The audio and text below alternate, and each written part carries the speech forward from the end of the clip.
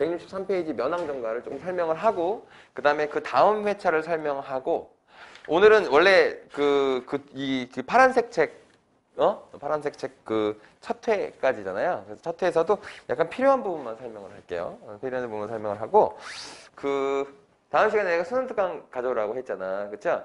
수능특강의 고전시가를 보면 여러분들이 고전시가나 현대시 보면 우리가 되게 문학을 많이 했구나라는 알게 될 거예요. 거의 다 아는 작품입니다. 거의 다 아는 작품이라서 약간 올해 수능특강에서 어떻게 어떻게 다뤄졌느냐. 그러니까 되게 자세하게 내신처럼 설명하는 건 아닐 거고요. 전체적으로 훑어볼 거예요. 전체적으로 훑어보면서 고전시가 중에 조금 몇 개 봐야 되는 거 이렇게 한번 보겠습니다.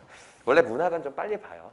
문학은 좀 빨리 보고 혹시나 이제 조금 더 자세하게 내신에서 이제 그 선수가 문학을 이제 내신에서 보는 학생들 중에 선생님들 이후에 수업을 못 듣는 학생들이 있잖아요. 3월부터 못 듣는 학생들. 하늘이도 3월부터 못 듣잖아요. 그쵸? 못 듣게 되면은 거기에 그 선생님 그 유튜브에 올라가 있어서 그게 어떻게 가서 보는지는 알려줄게요. 그럼 가서 보면 돼요. 왜냐면 내가 독서는 선생님 유튜브에 올리는데 문학은 선생님 유튜브에 올리질 않고 그 프리클래스라고 하는 되게 큰 그 유튜브 채널이 있어요. 그러니까 내가 하는 게 아니라 그 이투스 청설이랑 메가스터디 선생님들이 모여서 강의를 하는 그 사이트가 있어. 거기에 올라가 있어요. 그래서 거기에 올릴 예정인 거지. 그거 알려줄 테니까 가서 보시면 될 것 같아요. 자, 163페이지 한번 보겠습니다. 자, 면왕정가예요. 자, 면왕정가는 사실은 되게 그 유명한 작품이기도 하고 이게 조선 전기에 가장 그 자연에 대해서 강호가도를 굉장히 구체화시킨 작품이기도 합니다. 그래서 문학사적으로 굉장히 상당한 의미가 있어요. 상당한 의미가 있는데 내용은 그냥 그 아름다운 면왕정에서 본 풍경의 아름다움이야. 근데 여러분들 이걸 잘 알아야 되는 게 면왕정가는 자, 첫 부분 이게 두 부분으로 나눠진다고 생각하면 돼. 자, 이게 앞에 부분에서 전반부와 후반부의 내용이 살짝 어떤 식이냐면 어떤 이 산이 이렇게 있으면 여기 면왕정이라는 정자가 이렇게 있는 거야. 그래서 이 정자가 있는 곳 그래서 이 면왕정이라고 하는 면왕정이 있는 곳에 대한 묘사가 전반부고 후반부는 뭐냐면 면왕정에서 바라본 풍경. 그래서 면왕정에서 바라본 풍경. 자, 이렇게 묘사가 되어 있어요. 무슨 말인지 알겠죠? 그쵸? 자, 그러니까 이 작품은 기본적으로 공간의 이동에 대해서 그러니까 전개를 공간의 이동으로 한 게 아니죠. 그러니까 글씨를 너무 못 썼지. 유빈이 필기도 열심히 했는데 글씨를 너무 역같이 써놨네요. 그죠? 전반부는 면왕정이 있는 곳에 대한 묘사. 후반부는 면왕정에서 바라본 풍경이야. 그러니까 잘 생각해봐. 이 전개 방식에 보면 어떤 산에 대한 묘사가 있을 텐데 자, 산에 대한 묘사가 있다 그러면 산의 이름이 여러 개가 나올 거 아니에요. 봉오리의 이름이. 근데 비교를 좀 해볼게. 관동별곡 같은 경우에는 장소의 이동이 있는 거야. 그래서 그러니까 그 관동별곡 같은 경우에는 뭐 어딜 갔다가 이렇게 장소의 이동이 이렇게 있거든. 근데 이거 봐봐. 얘는 장소의 이동이 있는 것이 아니지. 그러니까 얘는 뭐야? 시선의 이동에 따라서 전개를 한 거야. 시선의 이동과 장소의 이동이라는 전개는 다르겠지. 그치? 글의 내용에 따라서 달라질 수가 있는데 얘는 장소를 바꾼 게 아니야. 근데 여기서 처음에 시작하는 부분은 약간 장소의 이동이 조금 있는 부분이기는 해요. 자, 봅시다. 자, 전체적으로 그렇다는 것이 장소의 이동이 아예 없는 건 아니야. 근데 시선의 이동이 더 많은 거야. 자, 면왕정가. 자, 맨 앞에 부분 보겠습니다. 가마를 재촉에 타고 솔아래 굽은 길로 오며 가며 하는 때에 녹양에 우는 황행이 꾀꼬리입니다. 자, 황행은 꾀꼬리예요. 자, 동그라미 쳐보세요. 교태겨워 하는구나. 자, 교태겨워 하는구나 라고 했습니다. 자, 지금 약간 봄의 모습이거든. 자, 봄의 모습인데 나뭇가지 우거져서 수음이 엉긴 때에 백청난간에서 긴 졸음을 펴내니 자기가 이제 가마에 타서 너 옛날 가마에 이렇게 난간 있는 거 알지? 이렇게 옆에 손잡이 있잖아. 거기에 싹 길에서 지금 졸고 있는 거야. 자, 졸음을 펴내니 물 위에 시원한 바람이야 그칠 줄을 모르는가 라고 했습니다. 자, 전체적으로는 내가 다시 한번 얘기했습니다. 전체적으로는 시선의 이동이 중심이지만 여기 약간 가마 타고 가는 장면이 살짝 나온 거예요. 얘도 무슨 장소의 이동이 막 명확하게 나와 있지는 않아요. 자, 그칠 줄 모르는가? 된설이 내린 후에 산빛이 금수로다. 자, 금수는 비단을 뜻하는 말이에요. 그쵸? 비단을 뜻하는 말인데 된설이 내린 후에 산빛이 금수로다 라고 얘기했어요. 화호는 또 어찌더 넓은 들에 펼쳐 있나 라고 했습니다. 자, 두 줄에다 딱 치면 여러분들 아실 겁니다. 자, 이거는 지금 언제를 뜻하는 거예요? 얘는 가을을 뜻하는 겁니다. 자, 가을을 뜻하는 거예요. 자, 그러면 자, 봐봐. 나뭇가지가 우거져서 숨이 엉긴 때와 위에 녹양에 우는 황앵은 또 무슨 계절을 뜻하는 거죠? 얘들은 봄을 뜻하는 말입니다. 자, 그리고 백청난간에서 긴조를 표현해 물 위에 시원한 바람이 그칠 줄을 모르는가? 자, 여기는 또 여름에 대한 풍경을 얘기하는 거야. 그쵸? 자, 그 다음에 어적도 흥에 겨워 달을 따라 부는구나 라고 하고 나서 어적이라고 하는 건 피리소리예요. 피리소리. 피리소리가 흥에 겨워 달을 따라 부는구나 라고 나와 있고 초목이 다진 후에 강산이 묻히거나 자, 여기 겨울에 대한 얘기를 하는 거예요. 자, 선생님이 처음에 뭐라고 얘기했죠? 얘는 장소의 이동에 따른 전개를 하는 애가 아니라고 했죠. 그렇지? 그러니까 얘가 지금 장소를 이동하는데 봄, 여름, 가을, 겨울을 어떻게 얘기를 하니? 그렇지? 봄, 여름, 가을, 겨울이 다 나와 있잖아 여기에. 그렇지? 잠깐의 가마를 타고 갔다는 거 잠깐 나오고 거기서부터는 요 계절의 봄, 여름, 가을, 겨울을 다 설명하고 있는 것이다. 어서 와. 자, 그래서 초목이 다진 후에 강산이 묻히거나 이게 예전에 한 적이 있으니까 지금 복습한다 생각하고선 보세요. 자, 여기 근데 없었던 부분이 있어가지고 이 부분 설명하는 거예요. 자, 초목이 다진 후에 강산이 묻히거나 조물주가 야단을 빙설로 꾸며내니 자, 빙설도 얼음이잖아. 얼음과 눈이잖아. 그러니까 계절적 배경을 나타내고요. 경국요대와 옥해은산이 눈 아래 펼쳐졌네 라고 얘기했습니다. 자, 그래서 눈에 덮인 아름다운 풍경에 대한 묘사인데 밑에 뜻이 나와 있으니까 이 부분 설명을 안 하겠습니다. 자, 그래서 이제 그 다음 거 보겠습니다. 온 천지가 풍성하여 가는 곳마다 경관이로구나. 세상을 떠나와도 이내 몸이 겨를 없다. 자, 이거 되게 자주 쓰이는 표현이라고 얘기한 적 있어요. 그쵸? 얘네가 옛날 사람들이 자연에 묻혀 살면 사실은 굉장히 한가로운 삶이잖아. 근데 반대로 되게 바쁘다는 얘기를 해요. 뭐 하느라? 노느라 바쁘다. 이런 얘기를 되게 많이 사용한다 했죠?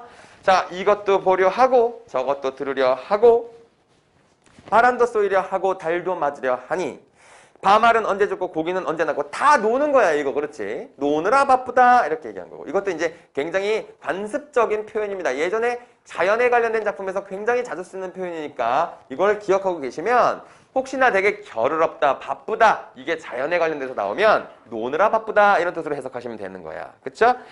자, 그리고 사리문은 누가 닫으며 진꽃은 네 쓸리요. 자, 163페이지야 수민아. 자, 아침으로 부족한데 저녁이라고 시를 쏘냐. 자, 오늘도 부족한데 내일이라고 넉넉하겠느냐. 그러니까 계속 바쁘다. 계속 노느라 바쁘다. 계속 노느라 바쁘다는 건 계속해서 행복하다. 계속해서 만족스럽다. 이런 뜻이겠지. 이 산에 앉아보고 저 산도 걸어보니 분주해진 마음결에 버릴 일이 전혀 없다. 라고 있습니다. 자, 여기저기 다니는 일을 얘기한 거야. 자, 얘도 봐봐. 이 산에 앉아보고 저 산에도 걸어보니도 장소의 이동이 있는 것이 아니에요. 이건 내가 그렇게 생활을 하고 있다는 걸 얘기하는 것이지 실제로 장소의 이동에 따른 전개를 한 것이 아니죠. 내가 이 얘기를 왜 자꾸 반복하느냐. 연왕정가를 장소의 이동이라고 착각하는 경우가 많아서 그래요. 자, 이거 아닙니다. 쉴 틈이 없거늘 길이라도 알려줄 수. 지팡이 하나만이 다 닮아가는구나 했어. 쉴 틈이 없거늘 길이라도 알려줄 수야 라는 말은 다른 사람한테 여기를 알려줄 새가 없다란 뜻이야. 그러니까 다른 말로 혼자서만 즐기겠다라는 얘기인 겁니다. 알겠어요? 혼자서 즐기겠다. 자, 리을 부분 보겠습니다. 다만 얘가 하도 바쁘게 돌아다니니까 뭐가 문제 되겠어요? 지팡이가 낡은 거. 요거 하나가 불만이라는 거야. 근데 사실은 불만거리도 아닌 거지. 지팡이가 달아가는 게 뭐가 불만이겠어. 그치? 이건 진짜 불만이 아니라 그러니까 다 만족스럽다는 걸 강조하기 위해서 아주 작은 불만 하나를 얘기한 거예요. 알겠어요? 다 만족스럽다는 얘기를 하기 위해서. 술이 이것건을 벗이라 없을 소냐? 노래하고 타기하고 켜기하고 흔들며 온갖 가랑으로 취한 흥을 재촉하니. 자, 근데 여기서 이제 벗이 또 등장을 했는데 이 벗은 진짜 벗일 수도 있고 아니면 자연을 벗삼았다는 뜻일 수도 있어요. 근데 이건 구체적으로 나와 있지 않으니까 넘어가시면 됩니다. 온갖 가락으로 취한 흥에 재촉하니 근심이다. 이렇게 쓰면 시름이라 붙었으랴 라고 얘기했어요. 그러니까 자기가 너무 좋다. 시름도 없고 근심도 없다. 이런 얘기죠. 누웠다 앉았다 굽혔다 젖혔다가 시를 읊다 휘파람을 불다 마음 놓고 논이 나니 천지는 넓고 넓고 시절은 한가하다. 그러니까 너무 한가하고 좋다는 얘기죠. 태평세상 몰랐더니 이제야말로 그때로다. 신선이 어떻던가 이 내 몸이 그러구나 라고 했습니다. 자, 신선에다가 동그라미 강산풍을 거느리고 내 평생 다 누리면 악영루의 이태백에도 동그라미 이태백이 살아온들 호탕한 회포야 이보다 더할 수냐. 이몸아 이런 건데 임금님의 은혜로다. 자, 이 몸이 이런 임금님의 은혜로 맨 마지막 줄에다가 밑줄 치시고 자, 여기 신선에다 동그라미 친 이유는 뭐냐면 신선이 어떻게 사는지 몰라도 내가 이렇게 사는 게 신선의 삶일 것 같아 이렇게 얘기한 것이고요. 그 밑에 자 거기 이태백은 뭐냐면 이태백이 맨날 여산이 아름답다 얘기하고 이태백은 진짜 풍류를 즐기고 살다간 시인으로 유명한 사람이거든. 근데 그 사람이 살아와도 나보다 더 즐거웠다고 얘기는 못할 것 같다고 얘기한 거야. 그렇죠? 그래서 이태백에다가는 옆에다가 비교 대상이라고 쓰시면 되고 이 몸이 이러함도 임금님의 은혜로다. 얘도 간접적인 표현이다 라고 얘기했습니다. 예전에 자연에 관련된 얘기를 하면 맨 마지막에 임금에 대한 은혜를 한 번씩 꼭 언급했다 이런 얘기를 했죠. 그쵸? 면왕정가는 다음 학기 내신이든 어쨌든 간에 언제든 나올 수 있는 작품입니다. 그래서 내용을 꼭 기억하고 계시면 좋을 것 같아요. 자, 그러면 요거 자 26번 문제 한번 보겠습니다. 표현상 특징으로 적절한 것은 이라고 되어 있는데 자, 서리적 표현을 사용하여 의미를 강조하고 있다. 이게 1번이 답이거든요. 자, 서리적 표현을 딱 보자마자 우리는 시선이 어디로 가야 되느냐? 종결 어미 쪽으로 가야 되죠. 그쵸? 종결 어미 쪽으로 딱 갔는데 자, 기억에서 하나, 둘, 셋, 넷, 다섯 번째 줄 모르는 가 그다음 쭉 얘기하다 보니까 거기 디귿에 보면 시를 쏘냐 넉넉하랴 이런 말들이 있잖아.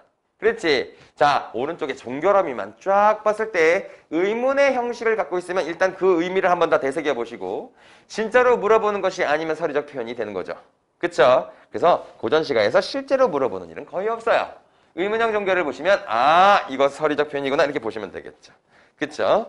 자, 동일한, 자, 2번 보기는 뭐 그냥 넘어가도 될 것 같아요. 3번도 의성어를 구사한다고 했는데, 여기 의성어는 따로 없죠. 그쵸?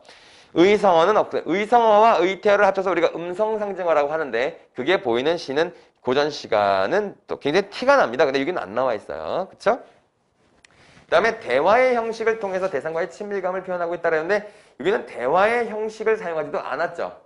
벗이 없을소냐라고 하고 그 다음부터 벗과 이야기하는 게 나온 것이 아니라 자기 행동을 또 묘사해버렸잖아요. 대화가 또 나오지 않았어요. 명암의 대비도 여기는 특별하게 없는데 명암의 대비를 좀 더 깊이 생각하는 학생이 있을 수도 있어요. 자, 명암의 대비라는 건 어두움과 밝음이에요. 그렇죠? 자, 그런데 거기 보면 맨 앞에 부분에서 자, 나뭇가지가 우거져서 수음이 엉긴 때에 긴 졸음을 피어내니 라고 되어 있고 그 다음에 된소리가 내린 후에 산빛이 금수로 다해서 아, 이 수음과 금수가 약간 음양이 아닌가 라고 생각하실 수도 있거든요. 근데 이거는 계절별로 아름다움을 묘사한 말이죠. 그러니까 이게 봐봐. 명암의 대비를 활용했다라고 하면 같은 장소나 같은 시기에 어두운 곳과 밝은 곳을 얘기를 해야 명암의 대비가 되지. 근데 이건 대비를 한 게 아니죠, 일단. 자, 대비가 되려면, 자, 이게 지금 대비에 대해서 잠깐 얘기를 해볼게요. 자, 이렇게 질문해 볼게. 자, 수민아, 빨간색이랑 파란색은 대비야? 그래, 뭐야? 네, 그래요는 뭐야? 네, 그래요가 뭐야? 하은아, 하얀색이랑 검은색은 대비야? 그 대비가 된 것 같죠? 그렇지? 그러면 빨간색이랑 보라색은 어때? 유빈아? 애매하죠? 그쵸? 그 대비는 색깔로 따지는 게 아니에요. 대비는 색으로 따지는 게 아니고요. 그 의미로 따지는 거예요. 자, 의미로 따지는데, 자, 명확한 대비가 있을 수가 있어요. 명확한 대비가 검은색, 그 다음에 흰색, 붉은색. 자, 이런 식으로 해서 색채를 색채를 쓰는데, 얘의 의미와 얘의 의미가 딱 구분되어 있으면 대비라고 볼 수 있어요. 그런데 애매한 애가 있잖아. 뭐 아까 얘기한 것처럼 붉은색. 자, 붉은색, 그 다음에 보라색 이렇게 나와 있어. 그런데 이 붉은색과 보라색이 무슨 뜻인지 모르겠잖아. 그러니까 정확히 대비되는지가 애매하잖아. 그치? 근데 이 붉은색에 뭔가 이 피, 보라색에 꽃 이렇게 나오면 이거 대비가 되지. 그러니까 대비는 실제로 대비가 됐다고 느낄 때는 이렇게 명확하게 색채어가 사용이 돼 있고 이거 구분 잘해야 돼. 이 케이스가 두 가지인 거야.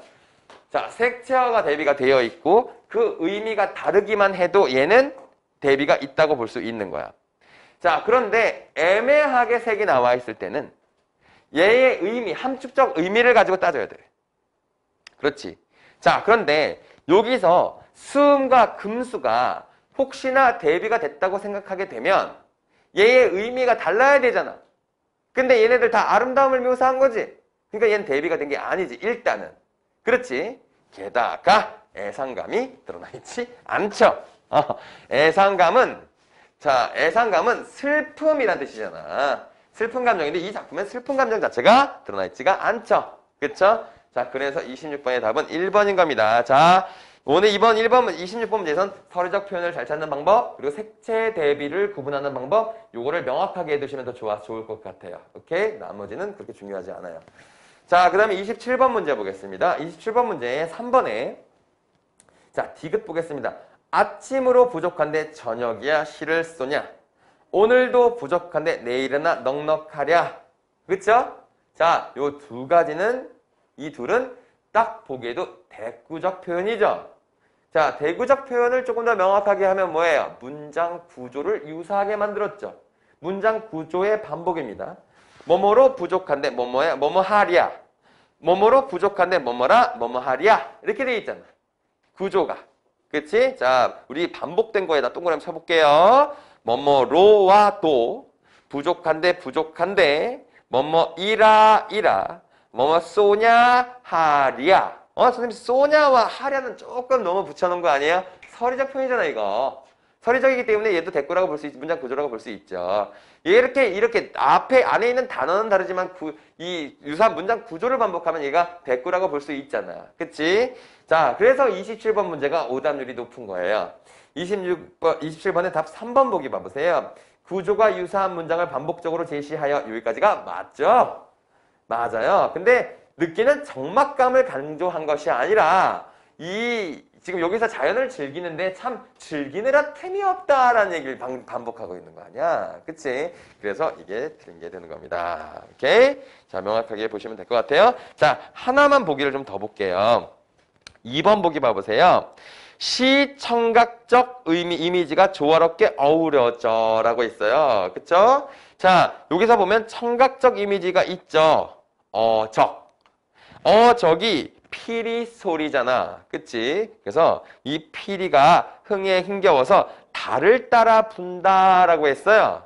근데 이 달은 뭐야? 시각이지. 그래서 시각과 청각의 이미지가 조화롭게 어우러져 서정적인 분위기를 조성한다. 이게 맞게 되는 거지.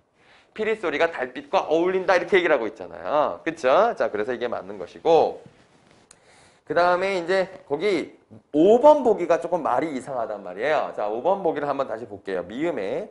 자, 미음을 한번 읽어볼게요. 천지는 넓고 넓고 시절은 한가하다. 태평세상 몰랐더니 이제야말로 그때로다 라고 했습니다. 자, 미음에서 인식의 새로움을 부각하여 현재 처한 상황에 대한 화제의 자족감은 만족감이란 뜻이잖아. 그치? 근데 여기서는 우리가 뭐를 주목해야 되냐? 인식의 새로움을 부각하여 라는 말이 있지. 그치? 자, 이 말은 명확하게 여기 미음에서 뭐 때문에 그런 거냐면 이제야말로 그때로다. 지금이 딱 그때인가 봐 라는 얘기잖아, 이게. 그 전까지는 못 느꼈는데 지금 생각해보니까 이런 것 같다. 이런 깨달음의 말로 표현을 했잖아. 내가 태평세상을 잘 몰랐었는데 이게 그건가 봐 이렇게 얘기한 거지. 뭔가 새롭게 알은 것처럼 표현했잖아. 그걸 인식의 새로움을 부각하여 라는 말로 사용한 거죠. 그쵸? 자, 그래서 이 말을 이렇게도 바꿀 수 있구나 라는 거. 자, 여러분들이 지금 선생님이랑 거의 지금 한 달을 넘게 요거 지금 이 문학을 계속 공부했잖아요. 그쵸? 문학을 공부할 때 이 책들을 버리지 말고 선생님이 이걸 3학년 학생들, 2학년, 3학년 학생들 이걸 왜 교재로 만들어줬냐 하면 이걸 책을 딱 보면 너희들이 지금 틀린 문제만 보는 게 아니고 나중에 보면 이제 다시 한번 이 작품을 볼 때가 있을 거 아니야. 이런 문제도 있구나라고. 볼 때 뭘 보냐면 여기 있는 말을 보기 위해서는 이렇게 바꾸는구나 있지. 그거를 좀 주목해서 공부를 하면 이게 크게 몇 가지가 없거든. 그러니까 학교 선생님들도 아무리 말을 바꾸려고 하신다고 해도 몇 가지의 그걸 벗어날 수는 없는 거야. 그 설명을.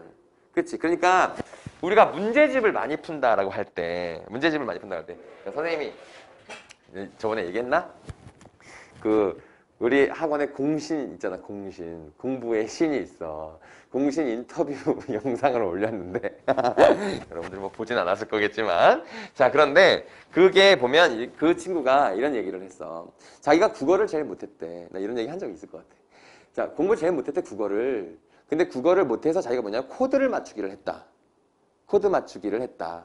그래서 문제집을 쫙 갖다가 풀면서 나는 이렇게 생각을 하지만 출제자는 이걸 이렇게 생각한다. 이걸 맞췄다는 얘기를 했어. 그 얘기를 했거든. 근데 내가 선생님 그리고 나서 이제 몇 번 더 붙인 거 만나서 이런저런 얘기를 하는데 그게 뭐였냐면 학교 선생님이든 이 수능 문제든 너무 의미를 명확하지 않게 이 말을 쓴다는 거야. 얘가 이를 지칭하는 것 같기도 하고 아닌 것 같기도 하다라는 거지. 그치? 그런데 그걸 문제집을 되게 많이 풀면서 그 말들을 분석해 보니까 요 표현에 대해서 쓰는 용어들이 몇 개 안 되더라는 거지. 그래서 그걸 되게 명확하고 나서부터 걔가 국어 성적이 뭐 다 맞고 막 이렇게 됐다. 이런 얘기를 한 적이 있었거든. 그러니까 선생님이 지금 이번 수업에서 계속 하고 있는 게 뭐냐면 보기에 있는 말들을 명확하게 하는 거거든. 작품에 대한 해석보다 이 보기에 있는 말을 명확하게 하는 걸 내가 지금 집중해서 하고 있잖아. 그치? 자, 그게 뭐냐면 이걸 이렇게까지 설명할 수 있구나. 그러니까 요 말은 이렇게 변형해서 보기로 나오는구나. 요거에 좀 더 집중해서 보시는 게 좋을 거예요. 알겠죠? 자, 연항정답 봤고요. 다음 작품, 다음 거 한번 볼게요.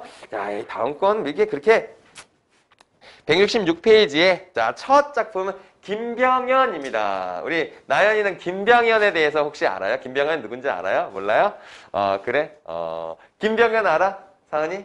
사은이 몰라? 유빈아, 그거 알아 혹시? 김병현? 이렇게 얘기하면 알걸? 김삿갓. 김삿갓 몰라? 김삿갓을 모르시는구나. 선생님이 우리나라에서 작품을 한시든 무슨 뭐 문학을 가장 잘하는 사람이라고 생각하는 사람은 누구냐면 사실 기분 나쁘지만 정철이야. 너희들 정철 때문에 망한 거 아니야. 정철이 작품을 됐다 많이 쓰기도 했고 너무 길게 썼지 다. 그래가지고 너희들이 공부할 때 좀 힘들잖아 정철이. 근데 사실 잘 쓰긴 잘 썼어. 이 사람이 그 인생이 좀 굳이긴 한데 어쨌든 그래. 제일 잘 쓴 사람은 정철이라고 생각하고 그 다음에 난 윤선도를 좋아해. 윤선도가 우리말을 너무너무 잘 써가지고 참 글을 어떻게 이렇게 잘 쓰지 싶거든. 근데 선생님이 한시를 가장 잘 쓰는 사람이라고 생각하는 사람은 김병현이야. 김삿갓이야. 그러니까 내가 뭐 이렇게 이거 평가할 만큼 되게 훌륭한 문학적 소양을 가진 사람은 아니지만 이게 왜 대단한 사람이냐면 하여튼 김병현에 대해서 잠깐 얘기할게. 재밌어 이거. 잠깐 얘기할게. 김병현은 조선시대 최고의 천재 중에 한 명이야. 근데 얘가 과거에 장원급제를 했어. 근데 장원급제를 했을 때 문제가 뭐였느냐 하면 병자호란에 관련된 질문이었어. 이거 혹시 아나? 이거 어디선가 들은 적이 있을 수도 있어.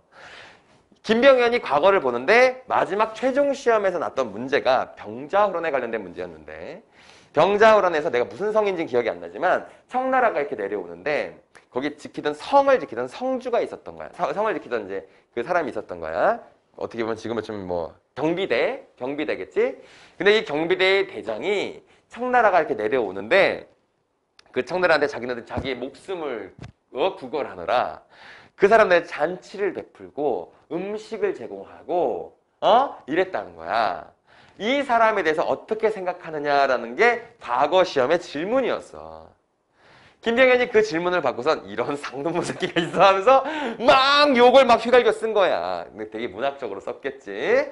그러니까 이런 것들은 뭐 나라에 대한 국가에 대한 배반 행위며 뭐 왕에 대한 충성심을 버리고 자신의 사사로운 뭐 목숨을 지키기 위해서 이러면서 막 썼을 거 아니야. 막 써내려가서 그걸 통해서 장원급제를 했어.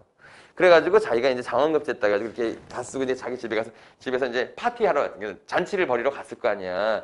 가는데 아버지가 그 글을 쫙 보시면서 눈물을 막 흘리시는 거야. 김병현이 생각하기엔 자기네 집이 되게 가난했거든. 김병현의 집이.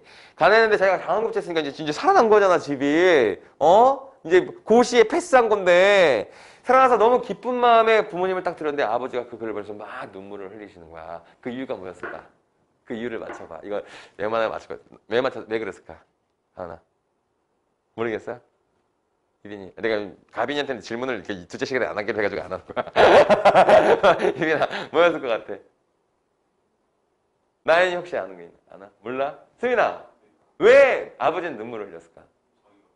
자기가 그래서 연락 비슷했어. 아버지의 아버지가 그랬던 거야. 그 성을 지키던 경비대 대장이 이 사람의 아버지였어. 그러니까 김병현이 자기 할아버지 욕하면서 쓴 거야. 그래서 자원급제를 한 거야.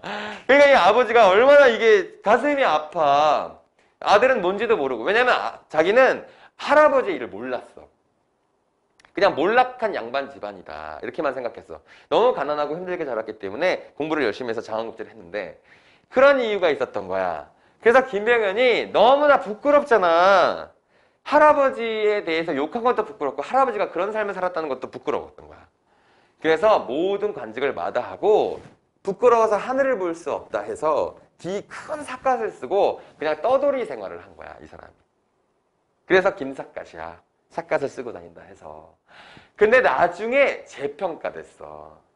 왜냐하면 이 할아버지가 사실 김병현의 집안이 굉장히 되게 뭐랄까 되게 명망 있는 학식이 뛰어난 집안이었어.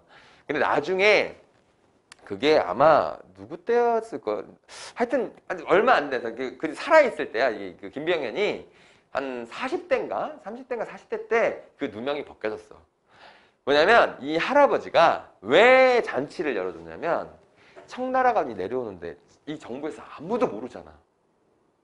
그래서 사신을 그러니까 뭐라고 하지? 사자를 보낸 거야. 이거 지금 청나라에서 군사가 오니까 빨리 준비해라. 라고 해서 사자를 보내느라고 시간을 보느라고 잔치를 열어줬던 거야. 근데 사자가 안타깝게도 그게 이렇게 높이 평가를 못 받았던 이유가 가던 길에 청나라의 군대한테 잡혀 얘가. 그래서 죽었어 걔가. 사자가. 그래서 전달을 못한 거야. 전달을 못한 거야. 그러니까 밑에 있는 애들이 대비를 안 한 게 잘못한 거지 사실은. 그치? 그랬던 김병현이야. 근데 김병현이 그래서 돌아다니는데 이 사람이 시천재잖아. 시천재. 그래서 이 사람이 지금 돈도 없고 아무것도 없잖니. 그럼 뭐 먹고 살았겠어? 가서 이제 양반집이나 약간 조금 좀 돈 있는 집에 가가지고 시 하나 써주고 밥 얻어먹고 이렇게 산 거야. 이렇게 살았는데 이 사람이 가는데 이제 어떤 사람들 집에서는 굉장히 대접을 잘해줬을 거고 어떤 집에서는 막 되게 대충 먹고 꺼져 막 이런 거 있었을 거 아니야. 거지 취급하고. 근데 이제 거지 취급을 가장 애매한 게 돈은 많아. 돈이 많은 집이야. 근데 갔는데 막 줄 것처럼 얘기를 해. 그래서 시를 열심히 적어줬어. 그런데 진짜 찬밥덩이 하나 주고 던져주고 꺼지라고 하는 그런 집 있잖아. 그걸 여러 번 당한 거야 얘가. 그래서 그다음부터 어떻게 수련을 했냐면 자기가 갈세하는 집에는 이런 시를 써주는 거야. 시를 보면 산은 푸르고 막 이렇게 막 되게 약간 뭐 되게 멋진 한시야. 쫙 써. 근데 그거를 음으로 읽으면 야 이 새끼야. 야 이 새끼야. 밥이 이게 뭐냐. 약간 이런 뜻이야. 그러니까 한글로 음으로 읽으면 우리나라 말로 욕이고 그게 한자로 해독을 하면 아름다운 시고 이거를 쓴 거야. 그러니까 김병현은 원래 한시 쓰기가 어려워. 왜냐면 운자를 맞춰야 되거든. 끝에는 운자를 맞춰서 써야 되거든. 맞춰서 써야 돼서 되게 어려운데 그걸 쓰는 와중에 우리나라의 음까지를 생각해서 글을 썼어. 그래서 내가 되게 천재라는 생각이 든다는 거지. 대단한 사람 같아. 자, 그런데 이것도 그런 작품 중에 하나 화나서 쓴 거야. 자, 안나성 안에 날이 저무는데 관서지방에 못난 것들이 자 관서지방에 못난 것들이라는 게 여기서부터 약간 좀 부정적인 게 나타나죠. 시 짓는다고 우쭐대네. 시 짓는다고 약간 뭐 잘난 척한대.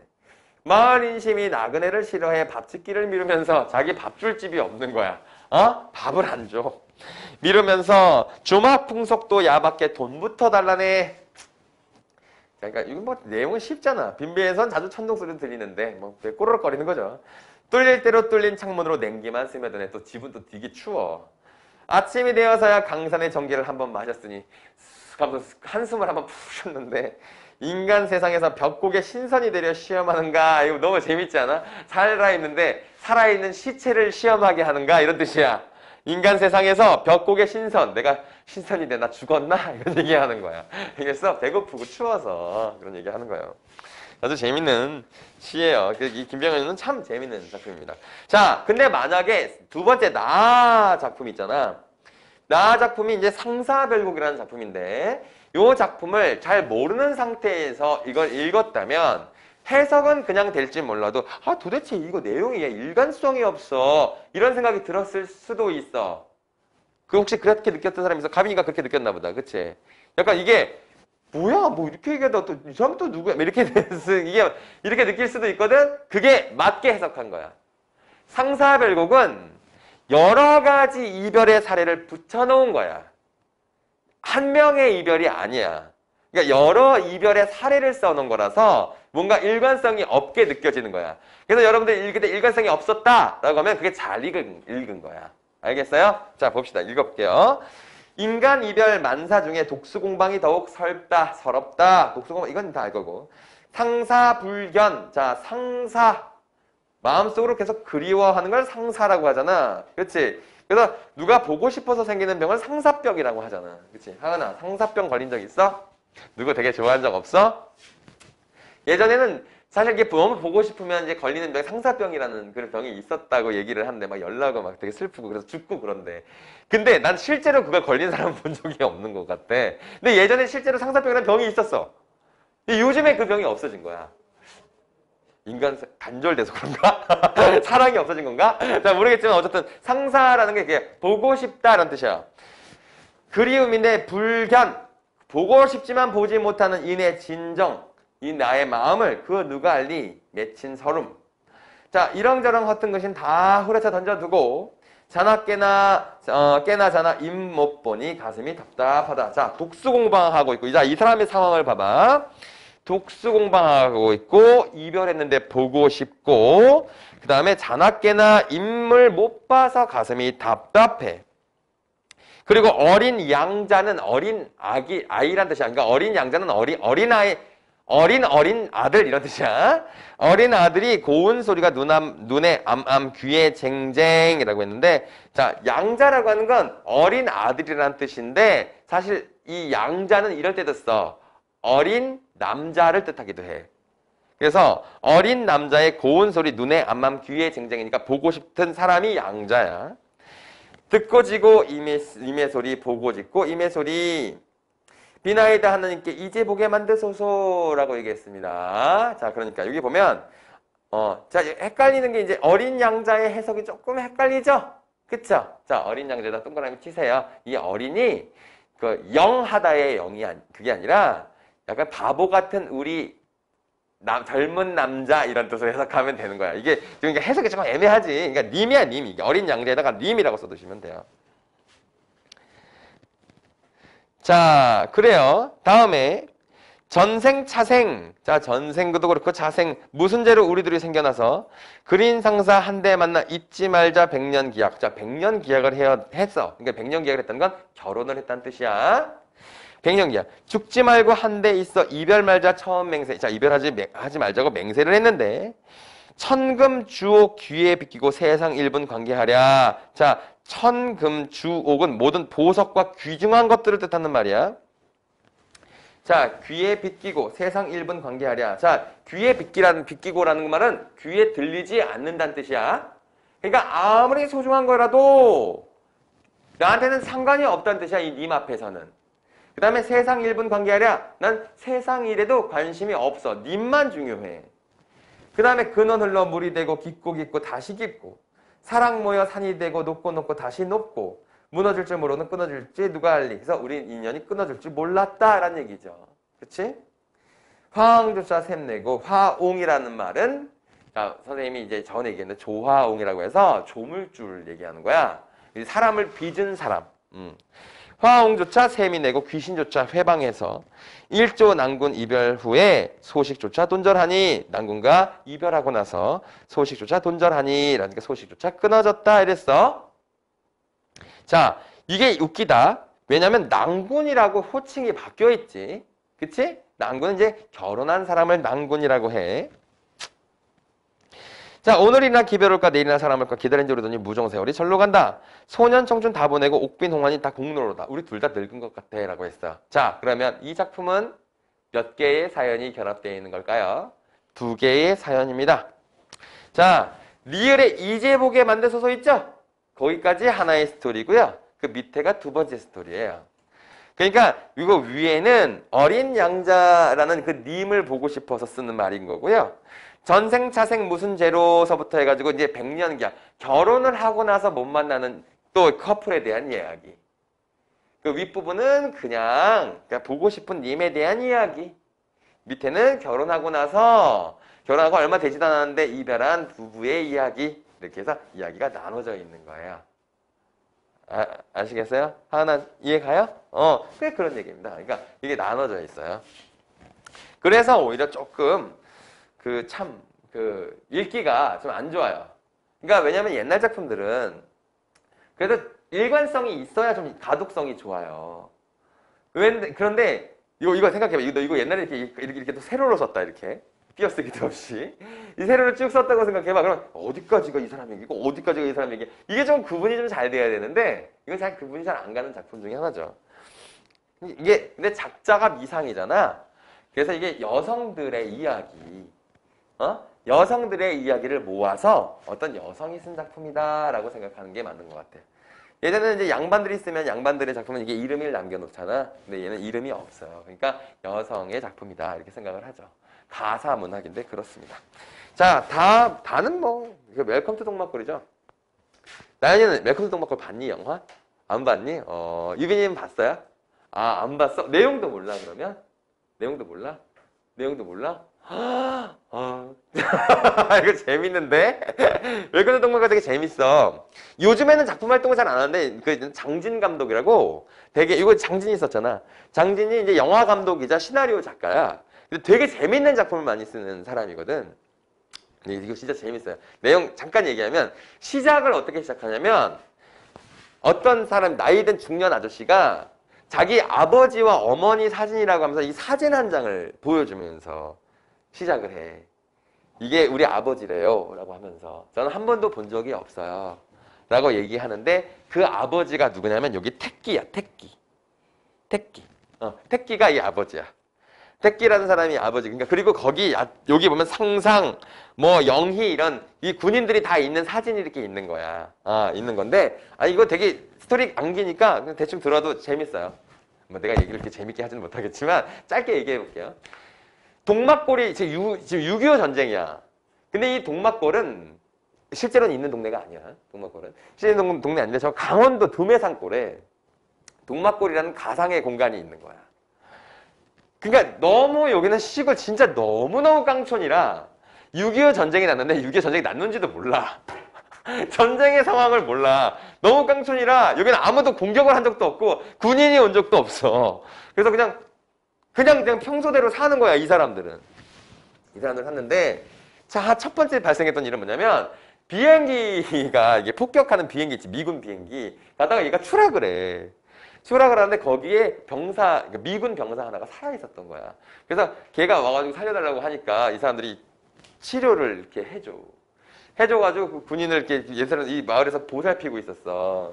보살피고 있는데 얘가 강원도라고 있잖아. 아주 두메산골. 거기에 북한군이랑 우리 국군, 그러니까 인민군이랑 우리 군이 그러니까 처음에는 인민군이 들어갔어. 몇 명 잔당들. 그러니까 본진에서 이렇게 떨어져 나온 애들. 그리고 우리 국군에 또 몇 명 잔당들 이렇게 들어간 거야. 만났는데 뭐야? 지금 적군이랑 만났잖아. 적군이랑 만났는데 이 마을 사람들 전쟁 날지 모르잖아. 그래가지고 서로 총을 겨누고 그렇게 있는데 마을 사람들은 쟤들 뭐 하나? 이러고 있는 거야. 그 장면이 되게 재밌는 장면이야. 그래서 계속 몇 시간 동안 이렇게 서로 총을 겨누고 있어. 겨누고 있는데 이게 계속 들고 있으니까 너무 이렇게 힘들잖아. 그렇지? 너 이 새끼들 쏴버리겠어! 말하면서 계속 서 있는데 한 3, 4시간, 5시간 이렇게 서 있으니까 얘들이 힘들잖아. 그래가지고 이 들고 있던 이 상상이라고 하는 애가 잘못해서 수리탄을 놓쳐. 수리탄을 놓쳤는데 그게 어디로 흘러 들어가냐면 이 마을이니까 식량들을 이렇게 농사져가지고 식량들을 이렇게 모아놓잖아. 모아놓는 식량 창고에 가가지고 이 수리탄이 터져버린 거야. 그래가지고 식량이 다 날아가 버려. 마을 식량이. 그래서 이 군인들이 너무 미안하잖아. 이 사람들 전쟁과 관련도 없는 사람인데 그래서 이 국군이랑 인민군이 힘을 합쳐서 농사를 도와주기로 한 거야. 그래서 농사를 도와주는 과정에 얘네들이 이제 우정을 쌓게 된 거지. 우정을 막 쌓게 된 거야. 그런데 그래서 서로 친해져. 여기도 좀 친해진 장면이잖아. 그래가지고 형님이라고 불러도 돼요. 이렇게 나오고. 여기서는 이제 북한 사투리가 방언이 나오기 때문에 얘가 북한 사람이고 아니고가 좀 명확하지. 그치? 명확해.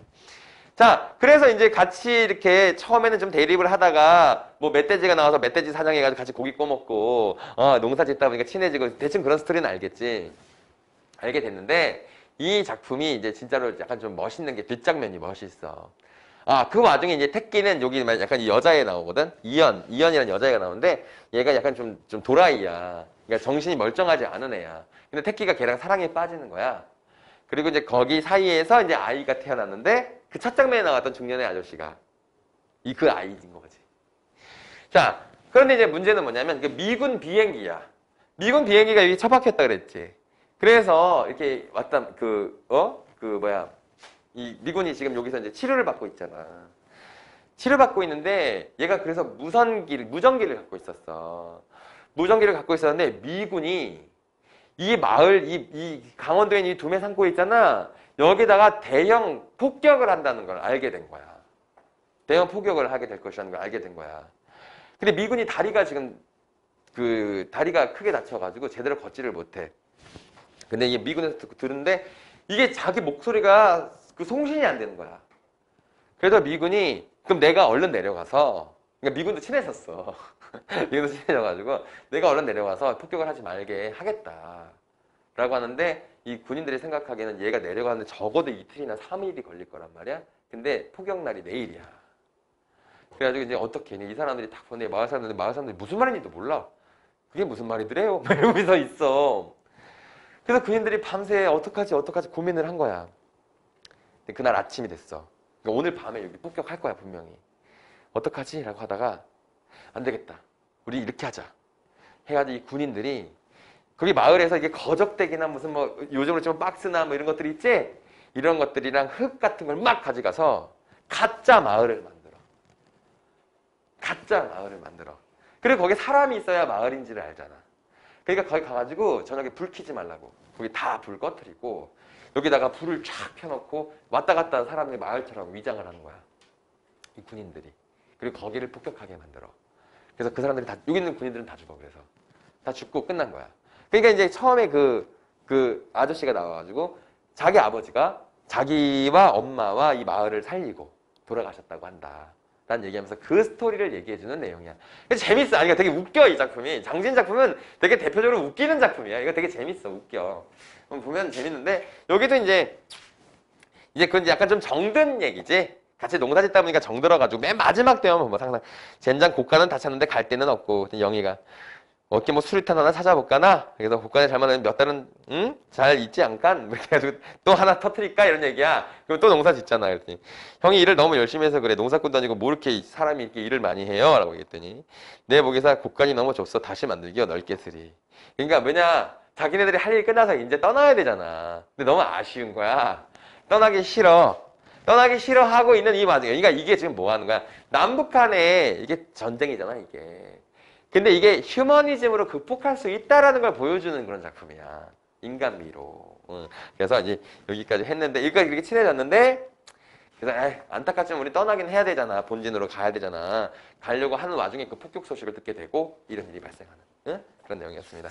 자, 내용은 뭐 어려울 게 있었나요? 자, 요거 가나다에 대한 설명. 이거는 좀 선생님이 설명해 줄 만한 거는 그렇게 별로 없더라고요. 없는데, 자, 질문 있으면 해보실래요? 이건 질문만 받을게요. 1에서 5번 사이의 질문. 그래서 이건 하은이 걸 중심으로 세서를 할게요. 하은은 몇 번 틀렸어? 오, 또 다 맞으셨네. 질문할 거 없어요? 넘어가도 되겠어요? 그럼 넘어갈게요. 넘어가겠습니다. 자, 다음에 168페이지. 이것도 좀 쉬운데. 뒤로 가면서 조금 쉬워졌네요. 자, 슬픔이 기쁨에게 이 시는 해설 안 해도 되죠. 자, 반어적 기법을 사용한 작품이에요. 그쵸? 자, 슬픔이, 나도 너에게 슬픔을 주겠다. 자, 슬픔이 긍정적인 의미이고 기쁨이 부정적인 의미죠. 이 슬픔이라고 하는 건 공감의 슬픔입니다. 가난한 사람에 대한 연민의 슬픔이에요. 그래서 긍정적인 의미고, 이 기쁨은 이기적인 기쁨이에요. 그래서 부정적인 거죠. 그쵸?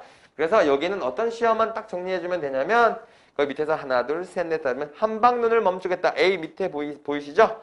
한방눈이라고 하는 건 이 굉장히 풍요로움을 뜻해요. 그러니까 부정적인 의미예요.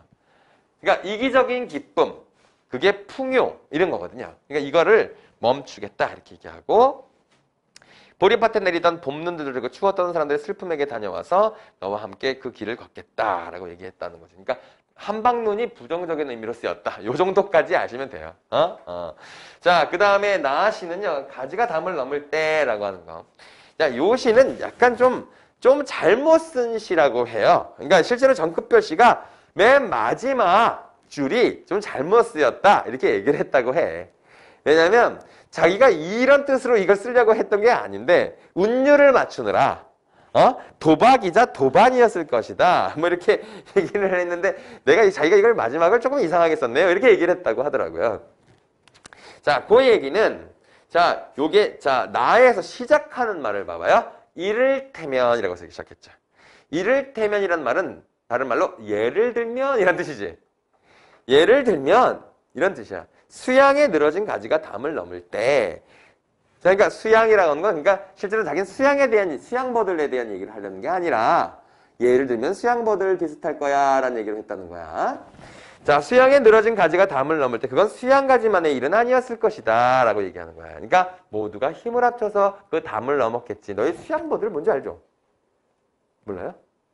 그 벽에 보면 이렇게 담쟁이처럼 이렇게 했는데 그 이파리가 길게 돼가지고 이렇게 넘는 애 있어.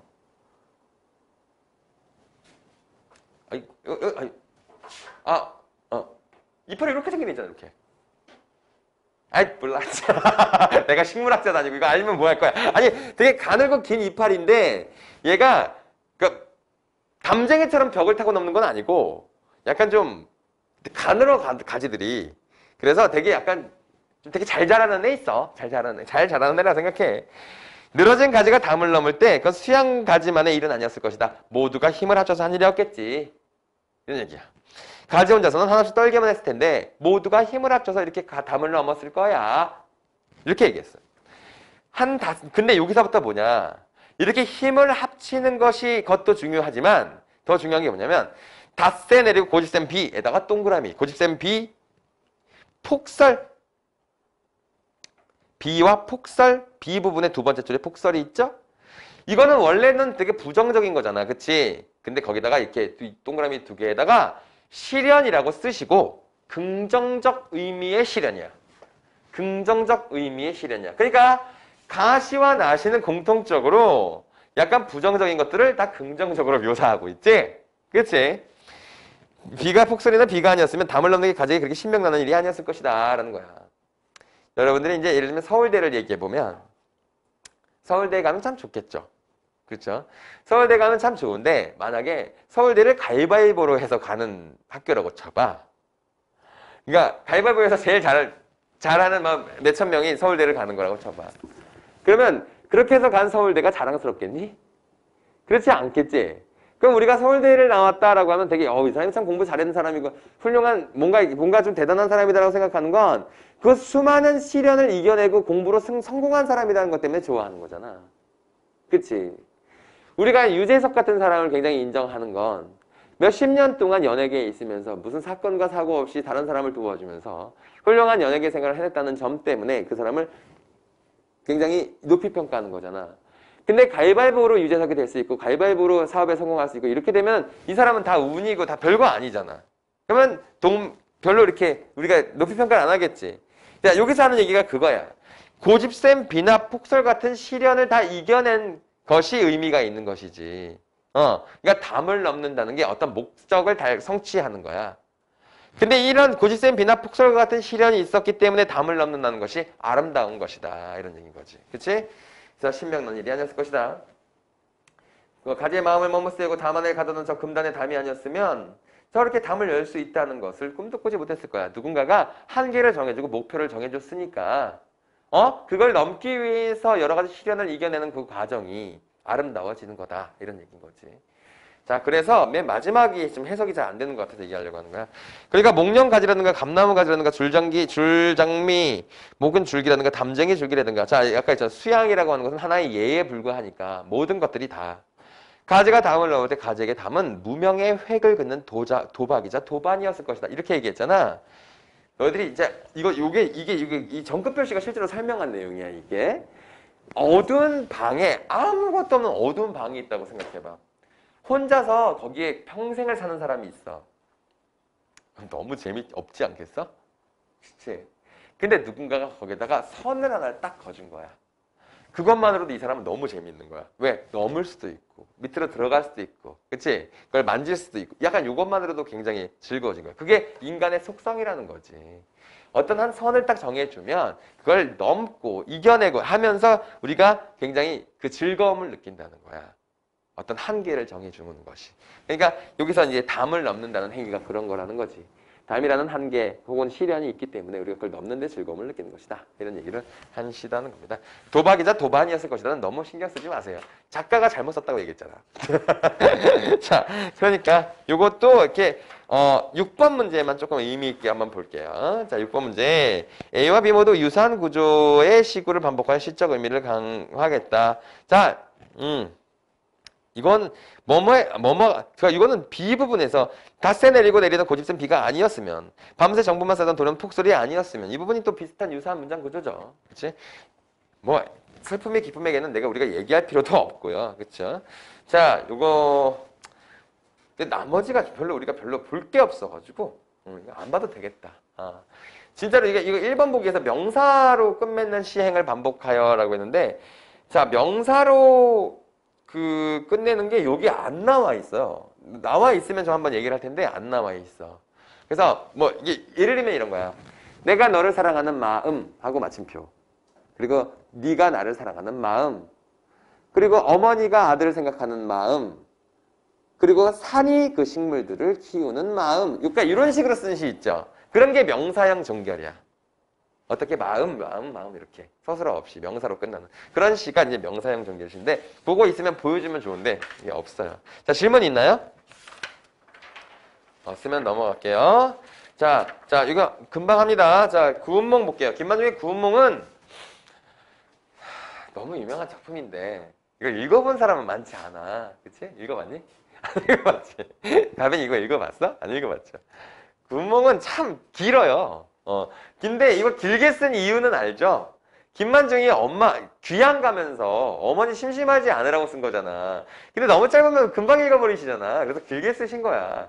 그래서 8명의 여인과 만나는 그 스토리를 다 각각 적었잖아. 그래서 그런 건데 요 장면은 맨 뒷부분입니다. 뒷부분이에요. 자, 요 내용은 알죠? 자, 그 옆에다가 요거 구운몽 하면 이 정도 용어는 알아야 돼요. 첫 번째는 적강화소. 자, 적강소설이에요. 적강화소라고 하는데 적강이라고 하는 건 천상계에서 지상계로 이렇게 내려온 소설을 우리가 적강소설이라고 하고 너희들이 혹시나 문학에서 화소라는 말이 나오면 화소는 모티프란 뜻이야. 모티프란 뜻인데 모티프는 자주 쓰이는 기법이란 뜻이거든. 화소가 자주 쓰이는 기법이란 뜻이야. 그러니까 얘는 적강이라고 하는 자주 쓰이는 기법을 이용했다는 뜻이죠. 자, 그래서 얘는 구조가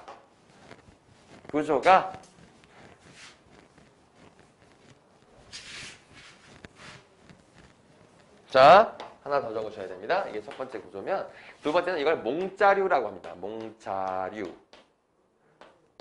몽자류라고 하는데 이 몽자류라고 하는 게 무슨 몽자로 끝난다는 뜻이에요. 구운몽 이렇게.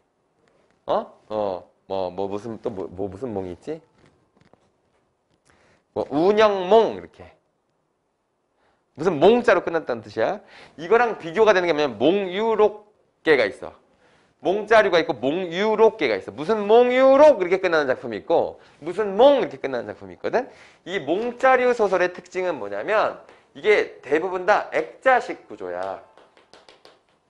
액자식인데 얘가 외화의 중심 인물과 내화의 중심 인물이 같거나 이게 굉장히 밀접한 관계가 있는 경우, 관계가 있는 경우를 우리가 몽자류 소설이라고 해. 몽유록계 소설은 그 외부의 외화와 내화가 조금 연관이 없어. 그래서 하나 예를 들어볼게. 자, 구운몽은 이렇다고. 천상계의 성진이라는 애가 성진. 자, 천상계의 성진이라는 애가 자, 지상계의 양소유로 태어나는 작품이야. 그러니까 얘랑은 사실은 같은 아이지. 천상계에서 성진이라고 하는 승려. 스님이란 말이야. 동자승이야. 얘가 양소유라는 사람으로 태어나서 일생을 살아. 일생을 사는데 얘가 다 일생을 살고 나서 모든 걸 다 이뤘어. 8명의 아름다운 부인들과 그 다음에 황제의 신임과 돈과 명예, 자식들 다 얻었어. 다 얻고 났더니 이 인생이 이렇구나. 좀 허망하다. 이런 생각이 드는 거야. 왜냐하면 얘가 이 양소유로 떨어지게 되는데 이게 벌을 받은 거야. 육관대사에게, 이 스승에게. 왜냐하면 이 성진이한테 심부름을 시켰어. 선녀들한테 가가지고 뭘 선물을 주고 와라. 라는 그 심부름을 시켰는데 갔는데 선녀들 8명과 노는 게 너무 재밌는 거야. 그래서 너무 재밌게 이 속세의 즐거움을 느끼고 다시 돌아오는데 나 승려로 사는 거 너무 재미없어. 이런 생각을 했어. 성진이가. 그러니까 육관대사라는 스승이 그걸 눈치채고 얘를 이 녀석 하면서 퉁 해갖고 지상계로 떨어뜨린 거야. 근데 얘가 그래서 아이로 태어나가지고 양씨집안에서 승승장구했어. 그래서 완전 끝판왕까지 가는 거야. 굉장히 그 재상으로서 아주 높은 지위까지. 그리고 아리따운 여성 8명. 그리고 뭐 이랬단 말이야. 그 8명 떨어진 여자들이 누구겠어? 아까 하늘계에서 같이 놀았던 선녀들이야. 선녀들 같이 떨어져가지고 이제 지상계에서 산 거야. 그랬는데 다 살아보고 나니까 얘가 지금 가질 걸 다 가졌잖아. 다 갖고 나니까 양소희가 뭘 깨달았느냐? 참 인생이 허망하다는 걸 깨달은 거야. 왜 이렇게 허망하냐? 자기가 생각해봐도 자기처럼 훌륭하게 산 사람도 되게 많거든? 근데 지금까지 살아있는 놈이 누가 있느냐는 거지. 옛날에 태종도 죽었고, 옛날에 그 강했다는 누구도 다 죽었고, 진짜, 지금까지 살아있는 놈이 없고, 옛날에 저기 한 무제가 저기서 살았었어 라고 하는 그 이야기만 전해지지, 실제로 그 사람이 어디 갔어? 죽었잖아. 그러니까 이 양소희는 죽음에 대해서 생각하게 된 거예요. 인생이라는 게 참, 너무 약간 허망하다, 허무하다, 이런 생각이 들면서 영원히 살고 싶다는 생각을 하게 된 거지. 영원히 살 수 있는 방법이 무엇일까라고 생각을 하다 보니 얘가 이제 불교의 귀의를 해서, 불도의 귀의를 해서 자기의 뜻을 남기는 게 좋은 방법이라는 생각을 하게 된 거야. 그러니까 그때 이제 육관에서 스승이 다시 나타나가지고 이 녀석 이제 깨달았구나 해서 탕탕 쳐서 다시 하늘 세계로 올리는 거야. 왜냐하면 처음에 얘가 속세의 삶을 너무 살고 싶어 했잖아. 근데 살아보니 어떻다는 거지? 허망하다는 걸 그제서야 깨달았잖아. 그래서 다시 끌어올린 거야. 그래서 이제 성진이가 탁 깨봤더니만 내가 일생을 살았다고 생각했는데 아직도 머리가 파르르한 동자승인 거야. 성진이가 이제 가서 육관대사는 스승한테 가가지고 스승님, 인생이 참 허망하다는 걸 저한테 보여주시느라고 이렇게 보내주셨군요 라고 얘기를 했어. 그랬더니 육관대사가 아니야 임마 나 그것 때문에 보낸 게 아니야. 너 호전몽 알지? 호전몽은 장자가 꿈에 나비 꿈을 꾸었는데 내가 나비 꿈을 꾸는 건지 나비가 내 꿈을 꾸는지 모르겠어 라는 얘기가 있어. 육관대사가 하는 말이야. 그렇지. 근데 봐봐 성진아, 너 지금 네가 양수의 꿈을 꾼 것인지 아니면 양수가 네 꿈을 꾸는 건지 이걸 구분할 수 있겠니? 라고 얘기를 했다고. 어렵지. 뭔 말인지. 그게 무슨 말이냐? 진짜 나가 누군지를 찾는 게 수도다. 이런 얘기를 하면서 어떤 외부의 무슨 인간사에서의 그 향락이나 돈이나 명예 이런 것보다 진짜 나가 무엇인지를 찾는 그 화두, 그 주제가 너한테는 네 수양의 주제야. 라는 얘기를 하면서 끝나는 작품이야. 이게 굉장히 철학적이지. 굉장히 불교적이고. 이거 사실 그래서 되게 어려운 작품이야, 이게. 어려운 작품인데, 요게, 그래서 이제 이렇게 천상계랑 지상계가 이렇게 나누잖아. 자, 봐봐. 성진이와 양수는 같은 인물이잖아. 이게 몽자리 소설의 특징이야. 근데, 이거 비교만 해줄게. 적진 않아도 돼. 몽유록이라고 하는 거. 원생 몽유록이라고 하는 건 어떤 한 선비가 딱 꿈을 꾸는 거야. 꿈을 꾸는데 자기가 어딘가에 가서 옛날 그 죽었던 단종을 지켰던 사육신이랑 생육신이랑 이런 사람들이 모여가지고 이야기하는 걸 이렇게 구경하는 거야. 구경하고 딱 자면서 깬 거야. 그래서 그걸 기록한 거야. 이게 원생 몽유록. 몽유록의 소설은 그렇게 약간 현실 세계에서는 자기가 주인공일지 몰라도 꿈속에서는 약간 관찰자로 바뀌는 거. 이런 걸 몽유록이라고 해. 이게 모두 다 그렇진 않은데 대부분 그래. 대부분 그래. 그게 차이가 있다. 이 몽자리 소설이죠. 자, 여기 지금 나오는 부분은 자, 봐봐. 승상이, 자, 승상에다가 동그라미 치고 얘가 양소유야. 자, 그러면서 쭉 써 있는 게 뭐냐면 아주 높은 지위까지 갔다는 걸 알 수 있지. 자, 상이 친필로 답장을 써 말했다. 자, 상이라고 하는 건 가장 높은 사람을 뜻하는 것이니까 왕이나 황제야. 근데 이건 배경이 중국이기 때문에 자, 상이라는 건 황제야. 황제가 경의 높은 절개를 이루어주고자 하지만 황태후께서 승하하신 후에 자마도 공주를 멀리 떠나보낼 수 있겠는가. 성남 40리에 별궁이 있으니 이름은 취미궁이다. 자, 이게 장소적 배경이야. 이 궁이 한적하니 경은 은거함이 마땅하라. 그래서 자, 이게 나이가 든 그 양소유한테 8명의 부인과 자식들 데리고서 취미궁이라는 궁전에 가서 살려고 얘기한 거야. 황제가. 야, 이건 엄청난 선물이지? 그치? 그래서 여기 가서 살게 된 거야. 살게 돼서 막 즐겁게 살 거라고 생각을 했는데 얘가 거기 옥퉁소, 자, 승상이 옥퉁소, 자, 네모칸 쳐 있다. 여기 찾았어요? 승상이 옥퉁소를 내어 한국조를 부르니 그 소리가 처량하여 에다가 밑줄 쫙 쳐보세요. 현경이 역설 건널 때 고점리가 비파를 켜고 떠떠떠 하는 것처럼 그랬더니만 부인이 물었어. 자, 두 부인이 승상이 일찍이 공명을 이루고 오래 부귀를 누려 오늘날 좋은 풍경을 당했는데 퉁소 소리가 처량하니 전일과 어떻게 다른 겁니까? 라고 하면서 얘기를 했더니 이제 양소유가 동쪽을 바라보니 진시황이 아방궁이 풀 속에 외롭게 서 있고. 자, 왜? 진시황도 죽었잖아. 이거 죽었다는 뜻이야. 한무제의 무릉이 가을 풀 속에 쓸쓸하며 죽었잖아. 죽고 나니까 그 시체되고 무덤 아니야. 다 명왕의 화천국의 빈, 그 당명황도 그랬고. 이 세 임금은 청고의 영웅이자 사해로 집을 잡고 억조창생으로 신첩을 되게 훌륭한 사람들이었는데 결국에 뭐야? 이제 다 어디 있는가? 다 죽었잖아. 이런 얘기야. 소유는 하동의 한 배옷 입은 선비로 다행히 현명하신 임금을 만나 장상이 이르고 또 여러 낭자와 함께 서로 정의를 듣고 늙어 힘이라더니 선생연분이 아니면 어찌 그러하겠소 라고 하면서 연분이 있어 보이면 연분이 닿으면 흩어지기는 천리의 떳떳한 일이요 라고 하면서 결국엔 초부와 목동 나중에 다 죽고 나면 지나가던 사람들이 저기 양소유가 살던 집이야 라고 얘기하면서 끝날 거라는 거야. 인생이 얼마나 허망하냐 이런 얘기지. 그치? 진시황도 죽었고 한무제도 죽었고 다 죽었어. 나도 죽을 거고 죽고 나면 저기 이 양소유가 살았던 집이야 이렇게 얘기하면 끝이라는 거지. 너무 허망하다. 그래서 유도산도 불도를 다 생각해 봤는데 그중에 불도가 가장 자기한테 어울릴 것 같아서 나 이걸 따르려고 해 라고 해서 그럼 난 여러분들을 떠나야 되는데 그러니까 부인들이 8명이 있잖아. 사실 부인은 2명이고 6명은 첩이야. 근데 내가 여러분들을 떠나야 되잖아. 그래서 너무 미안해 슬퍼서 그래 라고 했더니 오히려 부인들이 그러지 마시고 가가지고 돌을 닦으시고 저희한테 살파해 주세요 라고 얘기를 했지. 그러니까 이게 양소유가 아 그래? 고마워. 그렇게 생각해주면 너무 고마워. 그럼 난 떠날게 라고 하고 떠난다는 얘기야. 그쵸? 자, 이것도 그렇게 어려운 내용이 없어요. 근데 11번 문제의 요 내용만 좀 볼게요. 자, 거기 보면 임몽, 몽, 강몽의 순서로 진행되는 구운몽의 서사는 속세에서의 양소유의 삶을 다룬 몽에 집중된다 라고 되어 있죠. 그래서 현세의 부경화를 누리는 양소유의 삶의 진지함과 엄성과 다 나와 있어. 그래서 몽이 되게 대부분의 이야기잖아. 그러니까 양소유의 삶 자체가 꿈이니까. 꿈이니까. 취미군의 서사는 전환된다.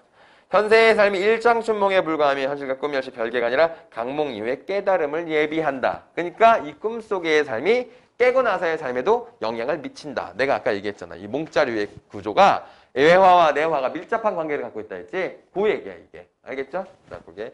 자, 딴 거 질문 있으면 해보세요. 없어요? 없으면 잠깐 쉬었다가 넘어가겠습니다. 본 적이 있는 작품들일 거예요. 자, 정철의 송민곡은 사실 그렇게 설명하지 않아도 되겠죠. 그렇죠? 워낙에 다 아는 작품이죠. 자, 여기서 보면은 이게 맨 뒷부분입니다. 자, 뒷부분에서 그 약간 뒷부분을 좀 완벽하게 뒷부분을 쓰면 좋은데 일부분만 줬어요. 맨 밑에 부분에 가엾 쓴 그림자만 날 따를 뿐이로다. 차라리 죽어져서 나궐이 되어 있어 님 계신 창안에 번듯이 비추리라 라고 했더니 사실은 이게 이제 그 감녀가 낙월되지 마시고 구준비가 되소서가 원래 나오죠. 나오는데 그 부분이 지금 안 나와 있어요. 낙월은 그냥 보기만 하는 거니까 좀 소극적인 거. 그 다음에 구준비는 가까이 가야 되는 거니까 좀 더 적극적인 거. 이렇게 얘기를 했던 부분이 나왔던 부분이고. 박지원의 호질은 자 옆에다 성격을 좀 써주시겠습니까? 자, 우화적, 우의적, 그리고 냉소적 작품이에요. 그리고 풍자적을 적어주시면 돼요. 그리고 마지막 해학적. 자, 이 성격들이 다 무슨 말인지 알죠? 일단 우화적이라는 건 동물이 말을 하는 것으로 동물의 입을 빌렸다는 점 때문에 우화적이죠. 우의적이라는 말은 돌려서 말하기 기법이라는 점에서 우의적이라고 얘기하는 거죠. 자, 냉소적이라는 거. 자, 냉소적은 우리가 자조적이랑 대비하는 말인데 냉소는 차가운 웃음을 날린다는 뜻이니까 약간 좀 비판을 하는 거예요. 비판적이란 뜻이죠. 이건 비판적이란 뜻이기도 해요. 마지막엔 좀 풍자적이고 해학적이라는 건 뭐 당연한 말인 거고. 자, 호질은 호랑이의 입을 빌려서 당시 양반을 비판하는 작품이에요. 근데 이 박지원이 어쨌든 당시 최고의 양반 중에 한 명이었기 때문에 조선을 배경으로 하면 조금 문제가 생길 수 있었겠죠. 그래서 이건 중국을 배경으로 했습니다. 그래서 정나라라고 돼 있잖아요. 그쵸? 자, 정나라라는 말에다 동그라미 치시고 정나라는 자 약간 좀 비판성을 강화하기 위한 기법이에요. 이걸 조선으로 하면은 비판을 세게 못 하잖아. 그치? 그래서 중국이라는 배경을 바꿔서 비판성을 강화한 겁니다. 자, 북곽선생에다가 세모를 쳐보시고 거기 독리자에다가 또 세모를 치셔야 됩니다. 자, 독리과부지려라는 말이 있을 정도인데 이게 말이 웃기죠? 자, 그러면 일단 얘들아 이걸 모르는 사람이 있어서 물어보는 거야. 북곽선생은 왜 거짓말이야? 자, 거기 봐봐. 손수 교정한 책이 1만 권이었고 그 다음에 구경을 뜻을 풀어서 다시 지은 책만 1만 5천 권이라는 건 총 2만 5천 권의 책을 썼다는 뜻이지.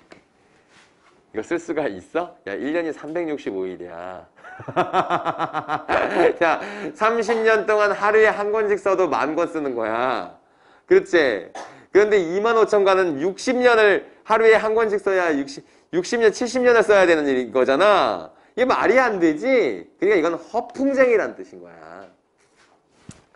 자, 독리자는 수절의 아이콘이야. 그래서 제후가 그 이름을 사모했던 게 그러니까 사람들이 이게 겉에 표리가 부동한 애들이다. 옆에다가 주제가 표리부동이라고 써두면 돼. 겉으로 명성은 명성대로 있지만 실제로 그 속은 다 썩어 문드러진 겉과 속이 다른 사람들에 대한 비판이야. 그래서 표리부동, 겉과 속이 다른 사람들에 대한 거야.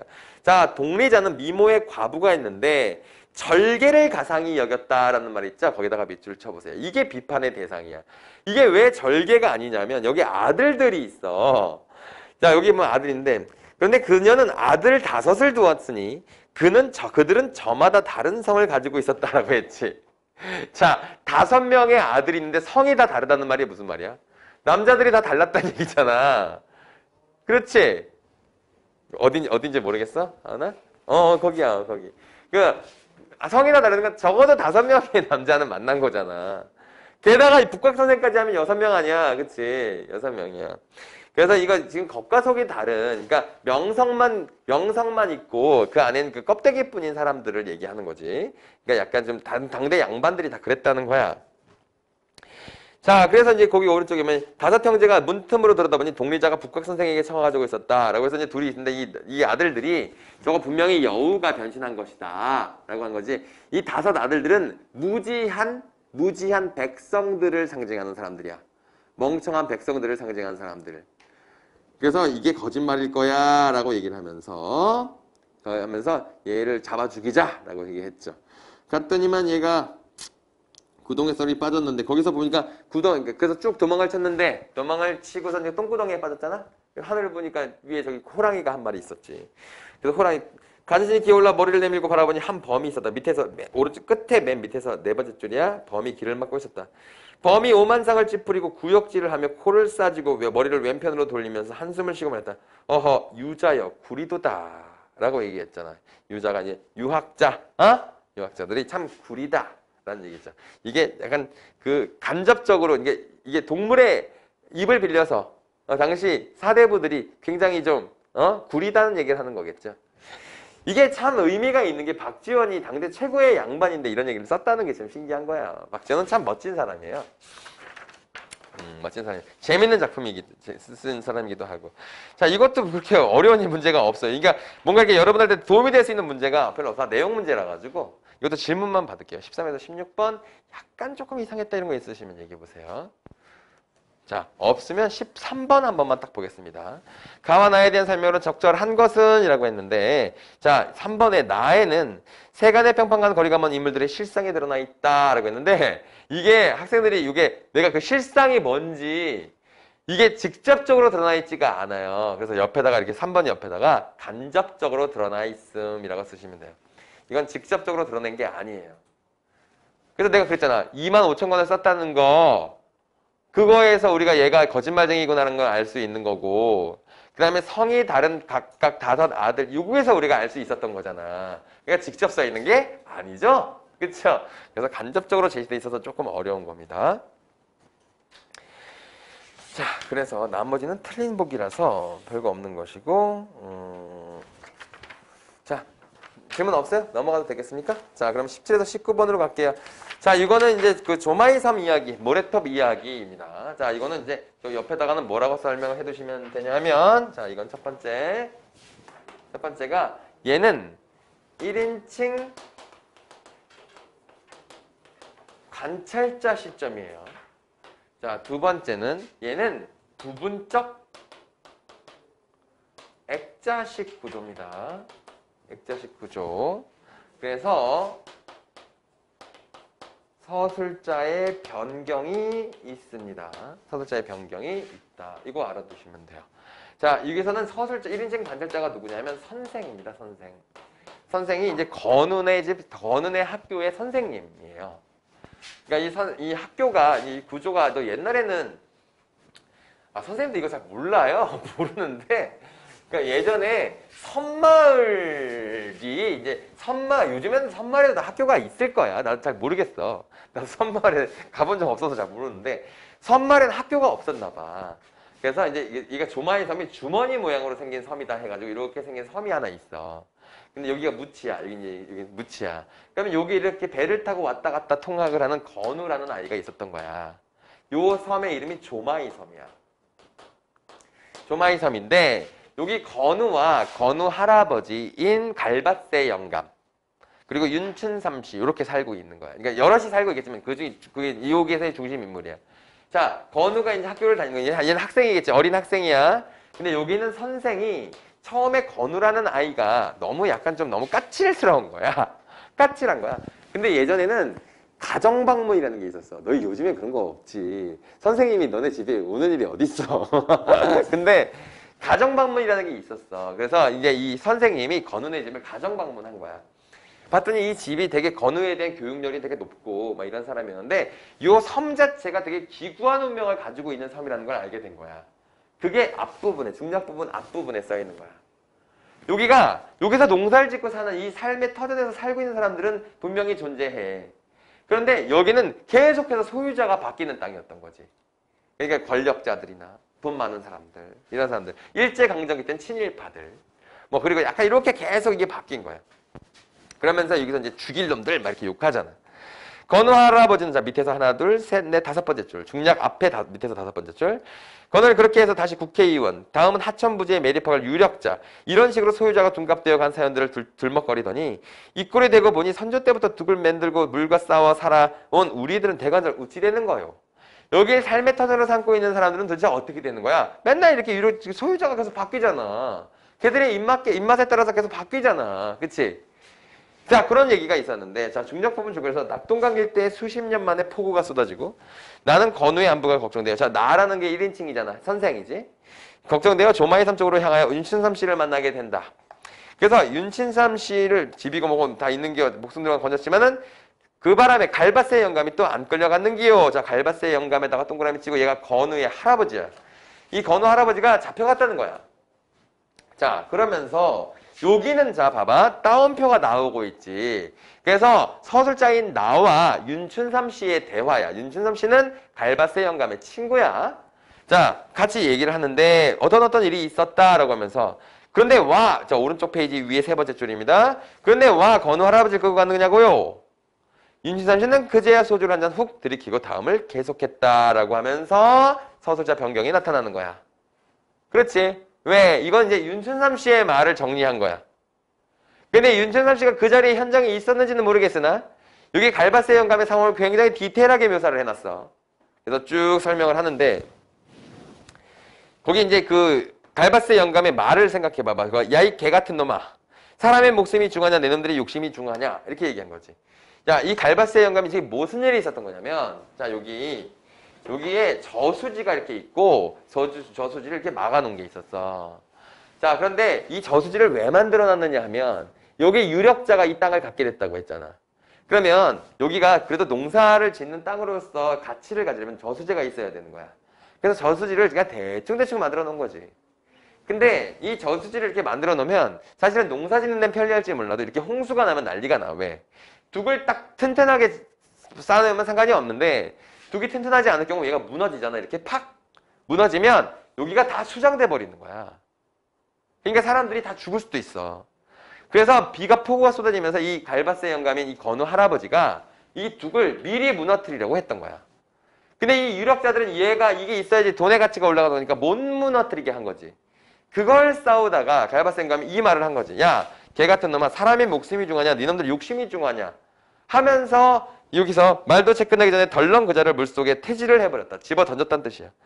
아이고 소리도 못해보고 탕류에 휘말려 물살에 휘말려 갖고 이내 경색을 들여 달려 내가 그랬소 라고 하면서 한다는 거야. 그러니까 다른 사람들이 보기엔 이 지금 갈바세 영감은 왜 한 거야? 조마의 섬을 구하기 위해서 한 거잖아. 근데 아이러니하게도 경찰서에 살인자가 돼서 경찰서에 잡혀갔으니까 얼마나 비극적인 일이야. 그렇지? 그러니까 당시에 우리나라를 살아가고 있던 소시민들이 이런 삶을 살았다는 걸 보여주는 거지. 그렇지? 그래서 깨까지 말하고 나를 쳐다본 윤춘삼 씨의 눈에는 어느덧 닭똥 같은 눈물이 뚝뚝 떨어졌다. 되게 슬프게 생각했다는 거야. 그리고 나서 이제 이 일가족도 무너지게 되었다라는 얘기를 하는 얘기입니다. 그렇죠? 근데 약간 좀 비극적인 섬의 이야기, 역사에 대한 이야기였죠. 자, 이거는 자 17번 문제 봐봐요. 자, 17번 문제. 자, 이 글의 서술상 특징에 대해서 설명을 적절하지 않은 것은 그런데 여기 나머지 한번 봅시다. 대화를 통해 인물의 심리와 태도를 드러내고 있다. 자, 이거는 그냥 따옴표만 찾으면 돼요. 자, 따옴표가 많죠? 그렇죠? 특히나 앞에 부분에도 있지만 뒷부분도 따옴표가 많아요. 그렇죠? 그 다음에 3번에 서술자가 이야기 속에서 작중 상황과 사건을 설명하고 있다. 자, 서술자가 여기 선생인데 선생이 보면서 이 상황을 설명하는 거 맞죠? 이거는 그냥 1인칭이기만 하면 맞는 말이에요. 그러니까 얘는 맞아요. 등장인물의 말을 통해 과거 사건에 대한 정보를 전달하고 있다라고 했는데 자, 여기 옆에다가 요약적 진술이라고 써두세요. 자, 여기에 어디 써 있냐면 자, 중략 앞에 부분에서 자, 이 섬은 라고 하고선 쭉 개탄저로 나왔다라고 하면서 선조로부터 물려받은 땅, 자기들 것이라고 믿어오던 땅이 자기들 철들락말락부터 외놈의 동청 명의로 둔갑을 했더라는 것이었다. 말을 전했죠. 이완영 이놈의 을사보양 된다 기들 하더만 하고서 1905년 을사년 겨울 하면서 쭉 설명하는 게 다 요약적으로 제시되어 있는 거잖아. 이 사람의 말을 정리한 거지. 그치? 그래서 등장인물의 말을 통해 과거 사건의 정보를 전달하는데 이걸 어떻게? 요약적으로 전달했어. 그 말을 직접 다 인용한 게 아니라 요약적으로. 그치? 이게 1인칭이니까 가능했겠지. 그치? 1인칭이라서 이것도 가능한 거야. 자, 방언을 효과적으로 사용했다는 건 뭐 너무 당연한 말이고요. 그래서 이 작품은 요약적 진술이 2번이 나와요. 첫 번째는 아까 을사년 겨울이라고 해서 설명한 부분이 있었지. 근데 뒷부분에 갈바세 영감이 이 사람 때려 죽인 그 장면 나오는 거 있잖아. 그 장면 윤춘삼 씨의 말도 되게 요약적으로 제시하지. 그치? 자, 그렇게 되었다. 그거만 보시면 되겠고요. 18, 19번 중에 질문 있으면 해보세요. 참 질문 안 하시네요. 자, 김성월의 산 위에는 님에 대한 그리움을 얘기하는 거야. 그치? 자, 이거 한번 이미지를 한번 그려볼까? 이 사람 지금 어디에 있느냐? 산 위에서 바다를 바라보고 있죠. 자, 선생님이 상황에 집중하라는 말은 이미지화시키라고 했어요. 그쵸? 여기서 말하는 사람은 산 위에 올라서서 바다를 바라다보고 있다. 이걸 볼 수 있어요. 근데 님 계시는 마을이 내 눈앞에서 꿈 하늘같이 떠오릅니다. 라고 했으니까 이건 지금 님의 마을을 직접 보고 있는 게 아니죠. 상상으로 떠올리고 있다는 거야. 자, 그리고 이연은 자기가 있는 곳에, 화자가 있는 곳에 풍경을 묘사한 겁니다. 그쵸? 자, 물 안개가 피는 곳이다. 라는 얘기지. 자, 이윽고 밤 어두운 물새가 울면 배는 떠나고 가랑이처럼 다 뭔가 다 떠나간다. 자, 떠나가는 상황. 이 배는 님을 대신하는 소재죠. 님이 나를 떠나갔잖아. 그러니까 배도 님을 대신하는 소재예요.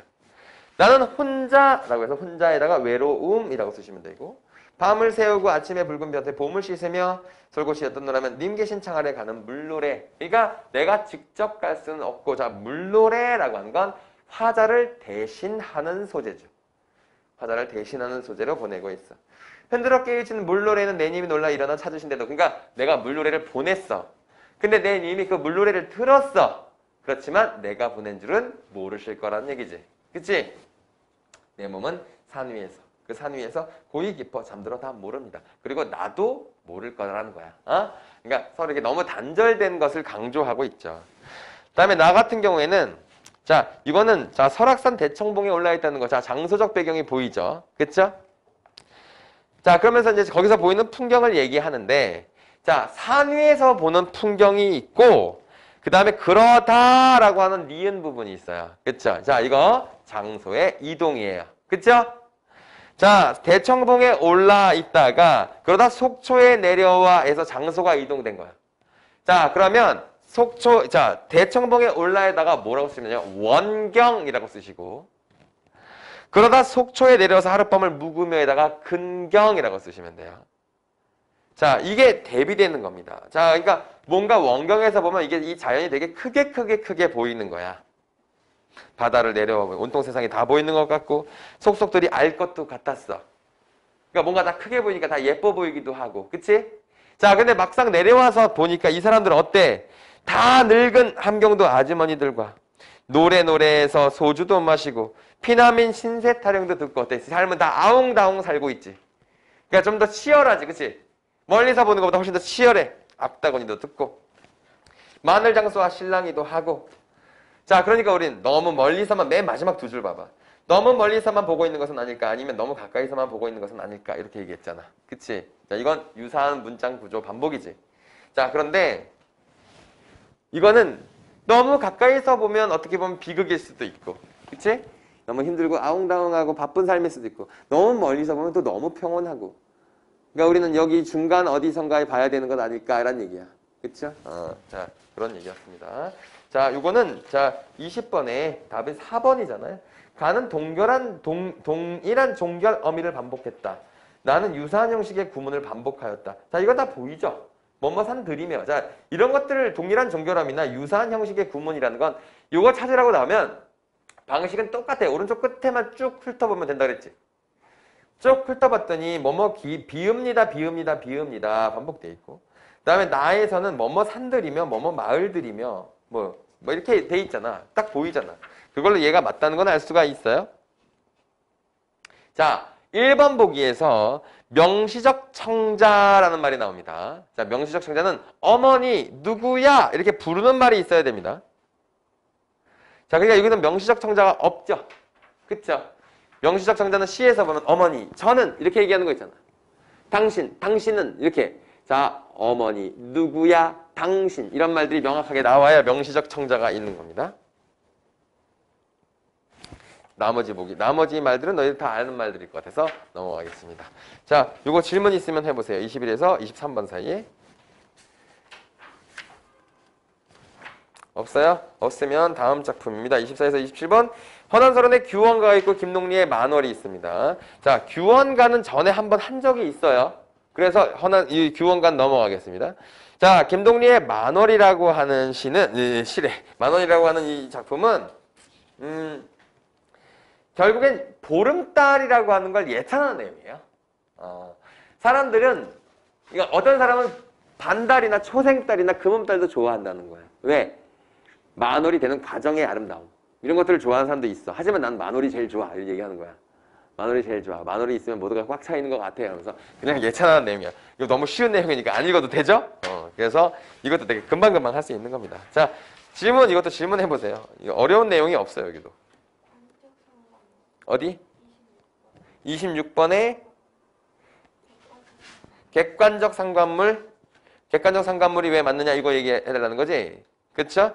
자, 우리가 객관적 상관물이라고 하면 감정을 더 북돋는 소재를 객관적 상관물이라고 하죠. 정서를 더 강하게 만드는 애를 객관적 상관물이라고 해요. 그치? 자, 그런데 객관적 상관물은, 자, 우리 질문이 좋아, 선생님. 요걸 이렇게 구분하는 건 대부분 다 알겠지만 한 번 더 설명할게요. 자, 객관적 상관물은, 자, 자, 정서를 더 강화하는 소재를 모두 다 객관적 상관물이라고 하는 거예요. 자, 그런데 이 객관적 상관물이 이렇게 되는 거죠. 자, 이거 모두 다 포함해요. 자, 그런데 이게 이제 두 개로 나눠진다고 쳐볼게요. 자, 뭐냐면, 자, 너희들이 이렇게, 내가 선생님 이제 여자친구한테 차였다고 생각해보자. 자, 내가 여자친구한테 차인 상황에서 나의 감정을 증폭시키는 데는 두 가지 상황이 있을 수가 있어. 첫 번째는 뭐냐면 내가 여자친구한테 차였어. 길을 갖고 있는데 어떤 남자가 또 여자한테 차이고 있는 모습을 본 거야. 그러면 저 새끼도 차이는구나 하면서 생각이 나겠지. 그래서 동일한 상황,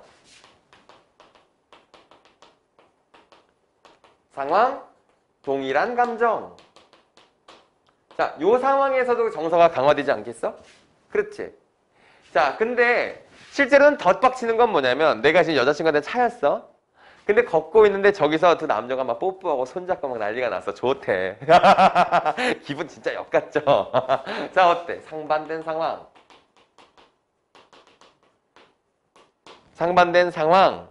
자, 상반된 상황. 그래서 약간 상반된 감정이야. 자, 요렇게 됐을 때 기분이 더 또 열받죠? 그치? 자, 그런데 이게 다 객관적 상관물인 건 맞아. 근데 어느 순간서부터 얘를 따로 부르기 시작했어. 얘를 따로 뭐라고 부르는 거야? 얘를 감정이입이라는 말로 부르기 시작한 거야. 그래서 실제로는 감정이입은 객관적 상관물 중에 하나야. 감정이입의 대상. 실제로 이게 문학적으로는 객관적 상관물 중에 하나가 감정이입인데 얘를 이렇게 따로 부르니까 결국에 객관적 상관물이라고 하는 말은 얘를 부르는 말이 됐어. 그래서 결국엔 얘를 객관적 상관물이라는 말로 부르게 된 거야. 알겠어? 실제로는 두 개는 원래 동일한 개념인데 얘를 감정이입의 대상이라고 부르게 되니까 얘를 객관적 상관물, 그래서 구분해서 부르게 된 거지. 그렇지? 자, 그런데 자, 거기 보면은 자, 거기 리을해 봐 보겠습니다. 자, 기억을 볼게요. 기억에 여름날은 길고 길째 구준비는 또 무슨 일이냐라고 얘기했어요. 그래서 이거는 지금 시각적 또는 청각적 대상으로 화자의 외로움을 환기하는 객관적 상관물을 볼 수 있거든. 자, 얘는 지금 봐봐. 여름날이 길고 길때 여름날이 길고 긴데 굳은 비가 내려와. 그래서 굳은 비 때문에 자기의 감정이 증폭됐어. 그치? 그러니까 자신의 감정이 증폭되는 건 다 객관적 상관물이야. 그렇지? 자, 그런데 이거는 감정이입이라고 볼 수 없지. 근데 내가 이걸 좀 더 크게 그렸어야 되는데 미안하다. 크게 그려야 돼. 감정이입이 아니지? 근데 감정을 증폭했지? 그럼 다 객관적 상관물이야. 오케이? 그러면 객관적 상관물이라고 볼 수 있는 거야. 응? 근데 이게 요거 약간 문제가 그렇게 좋은 문제는 아닌 게 여러분들이 요거를 이렇게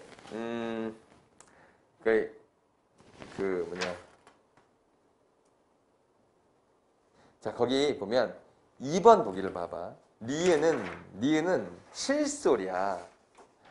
가을바다리 방에 들고 실소리 침상 곁에 울 때 긴 한숨 지는 눈물이 속절없이 생각만 많다라고 했지. 이 실소리는 울고 있잖아. 그러니까 자기는 같은 감정이지.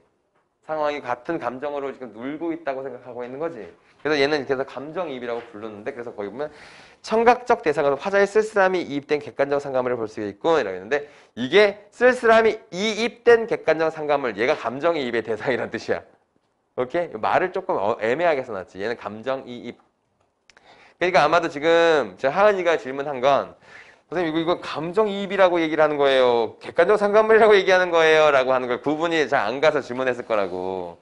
근데 이렇게 딱 동일한 상황, 동일한 감정, 얘만 감정이입의 대상이라고 부르고 나머지는 다 객관적 상감물이라고 부르거든, 감정을 증폭시키기만 하면. 근데 그러니까 얘도 원래 객관적 상감물 중에 하나라고. 그래서 이렇게 얘기할 수가 있는 거야. 알겠지? 문학적으로는 그래. 근데 요즘에는 이런 것들이 잘 안 나와. 잘 안 나오는데 요 말이 되게, 그러니까 진짜로 헷갈리는 애들이 있더라고요. 그래서 이게 객관적 상감물이라는 얘기예요, 감정이입이라는 얘기예요. 왜냐면 애들은 이걸 반대되는 거라고 배웠으니까. 그래서 헷갈린 거야. 근데 원래 같은 거야. 얘를 따로 부르기 시작한 거죠. 자, 됐어요? 서정인의 강이라는 소설을 한번 볼게요. 서정인의 강이라는 소설은 공부의 무력함에 대한 공부 열심히 해서 좋은 대학 가봤자다라는 내용의 소설이에요. 자, 이거 어렸을 때 엘리트였던 이 남자는 지금은 약간 좀 하숙집에서 되게 백수처럼 살고 있어요. 근데 여러분들이 이제 시간이 얼마 안 남았는데, 선생님이 예전에 이제 그 대학교 때 고시를 1차를 합격하는 바람에 신림동에서 산 적이 있었어. 신림동 옆에 서울대가 있죠? 산 적이 있어. 근데 거기 가면 진짜 이상한 사람들 많아. 기인들이 되게 많아. 야, 이거 얘기한 적 있니, 유빈아? 아니죠. 독서실에서 공부를 하고 있는데 선생님 1차 합격했으니까 2차 공부하고 있었어. 근데 어떤 선생님이 오더니 딱 날 공부하는 걸 뒤에서 이렇게 쳐다보고 있는 거야. 나이 한참 많은 아저씨가 쳐다보고 있어. 나는 근데 그 뒤에서 누가 쳐다보면 되게 무서워하거든. 나 화들짝 놀래, 진짜. 나 어릴 때 우리 형이 나한테 그런 장난을 많이 쳐가지고 나 그거 되게 싫어하는데, 예, 아저씨 뭐예요? 라고 했더니, 아니 시간 났으면 같이 담배 한 대 피자고요. 올라갔어. 서울대학교 84학번. 서울대 법대 84학번이래. 친구 중에 막 정치인들이 있어. 그게 그 아저씨야. 근데 아저씨는 그럼 고시 공부를 하시는, 고시 공부를 지금 20년째 하고 있대. 그래가지고 그래요? 하고 잤어.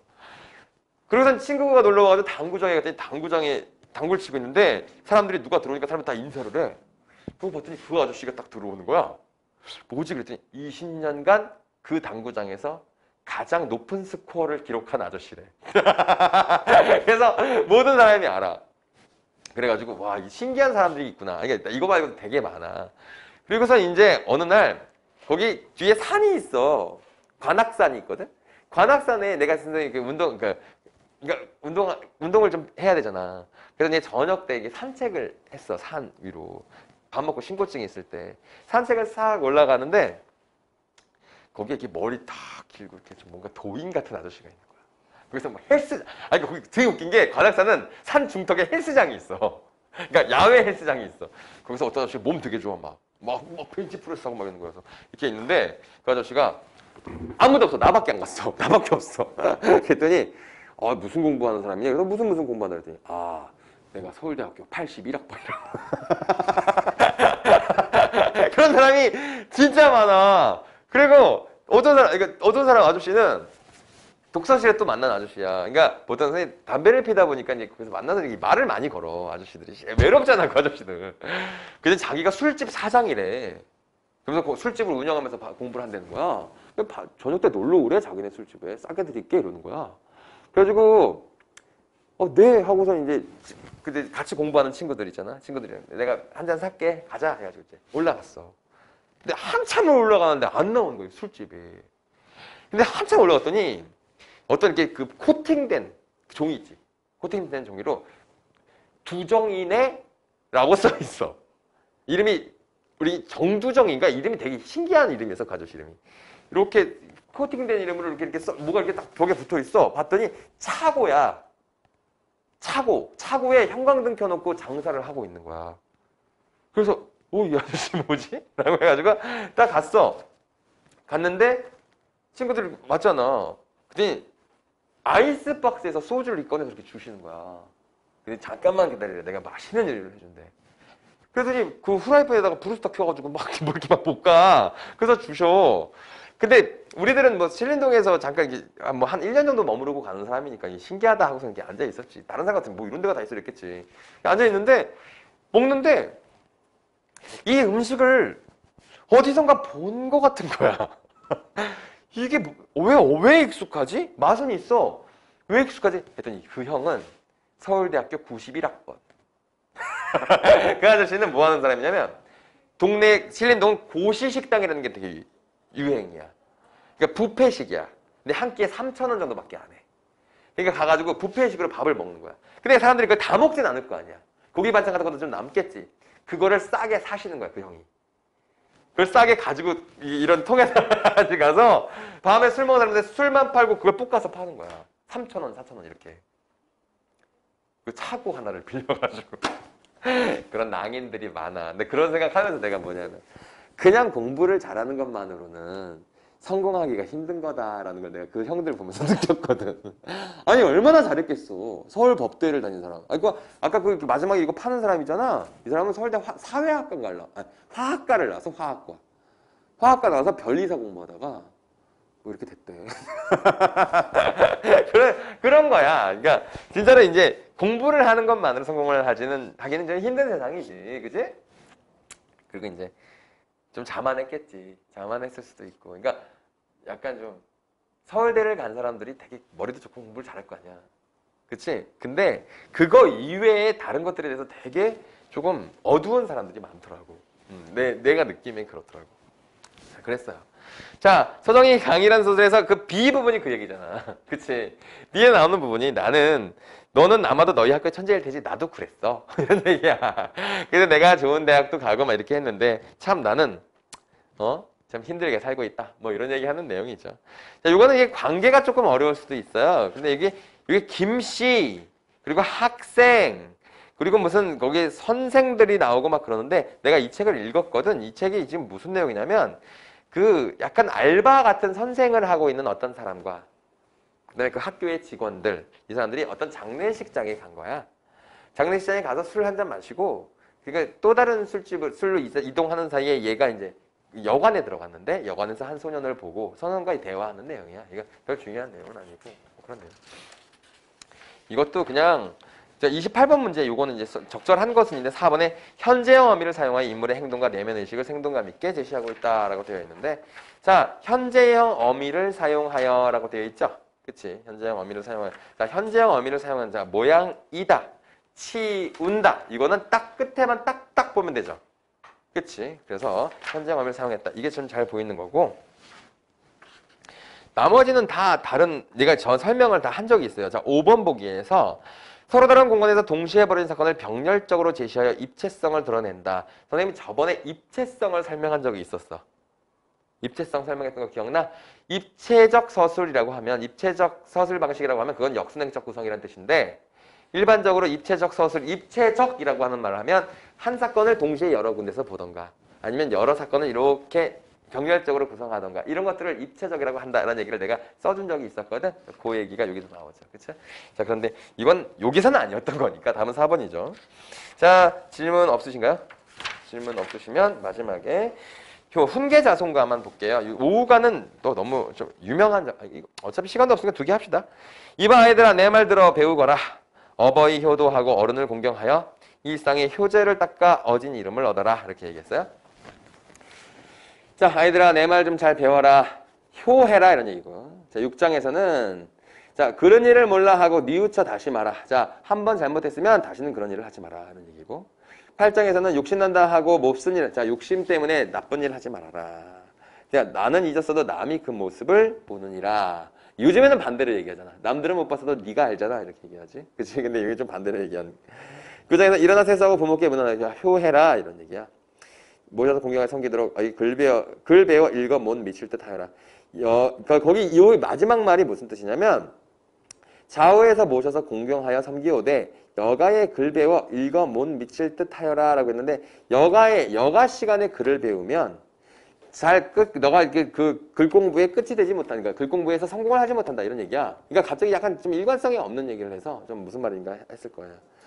자, 그 다음에 나에서는 1수에서 1, 3, 4, 6수인데 각각 자, 1수에서 수석, 송죽, 달 이게 5개지. 수석, 송죽, 달이야. 3수는 바위. 자, 여기서는 풀과 꽃에다가 세모 치면 되지. 이건 이제 변하는 애들 써놓은 거고. 4수에서는 소나무, 소라라고 돼 있으니까 소나무 얘기하는 거야. 소나무는 눈서리를 모르고 사철나무잖아. 그래서 뿌리가 참 곧은 것 같아 라고 얘기하는 부분이고, 6수에서는 광대 높이 떠서 만물을 다 피는 거 달 얘기하는 거야. 근데 난 달은 좀 잘 변한다고 생각하는데 얘는 그런 얘기는 안 한 거야. 그러니까 다른 거 다 안 변하는 게 좋다고 얘기한 거거든. 근데 달은 변하지 않나? 근데 나는 이게 좀 안 어울린다 생각해. 근데 거기 보면 근데 높이 떠가지고 밤에 광명, 밤에 어둠을 비추기 때문에 훌륭하다 이렇게 얘기한 거야. 이게 변하지 않는다는 속성은 아니고. 자, 이거는 내용에 대한 질문은 없을 것 같아요. 자, 오늘 자 원래 이게 파란색 책, 이 책은 오늘 끝난 거죠. 완전히 끝났고요. 자, 이 책이 내가 오늘 이게 1회를 했는데 선생님이 설명을 안 했어요. 그렇지? 자, 이번 주 숙제를 잘 들으셔야 돼요. 자, 요거는 한 회만 숙제예요. 요거 한 회만 숙제예요. 23페이지서부터 한 회만 숙제입니다. 그 대신에 나머지는 뭐를 하냐면 수능 특강 사실 거잖아요. 수능 특강에 있는 고전 시가 있어요. 고전 시가들을 한번 쫙 읽고 와주세요. 알겠습니까? 왜냐면 선생님 그거 일일이 설명하면 시간이 너무 오래 걸려서 고전 시가만 쫙 읽고 오시는 것까지 추가 숙제입니다. 이렇게 문제는 풀어오셔도 좋고 안 풀어오셔도 좋습니다. 왜냐면 왜 풀어도 좋고 안 풀어도 좋냐면 이게 너희들 나 내신 공부할 때 내신할 때 이거 쓸 것 같아서 그때 문제 풀게요 라고 하는 학생들은 안 풀어도 상관없어요. 문제 너무 많아. 그렇게 하면 12개나 되는데. 자, 여기까지 하겠습니다. 고생하셨습니다.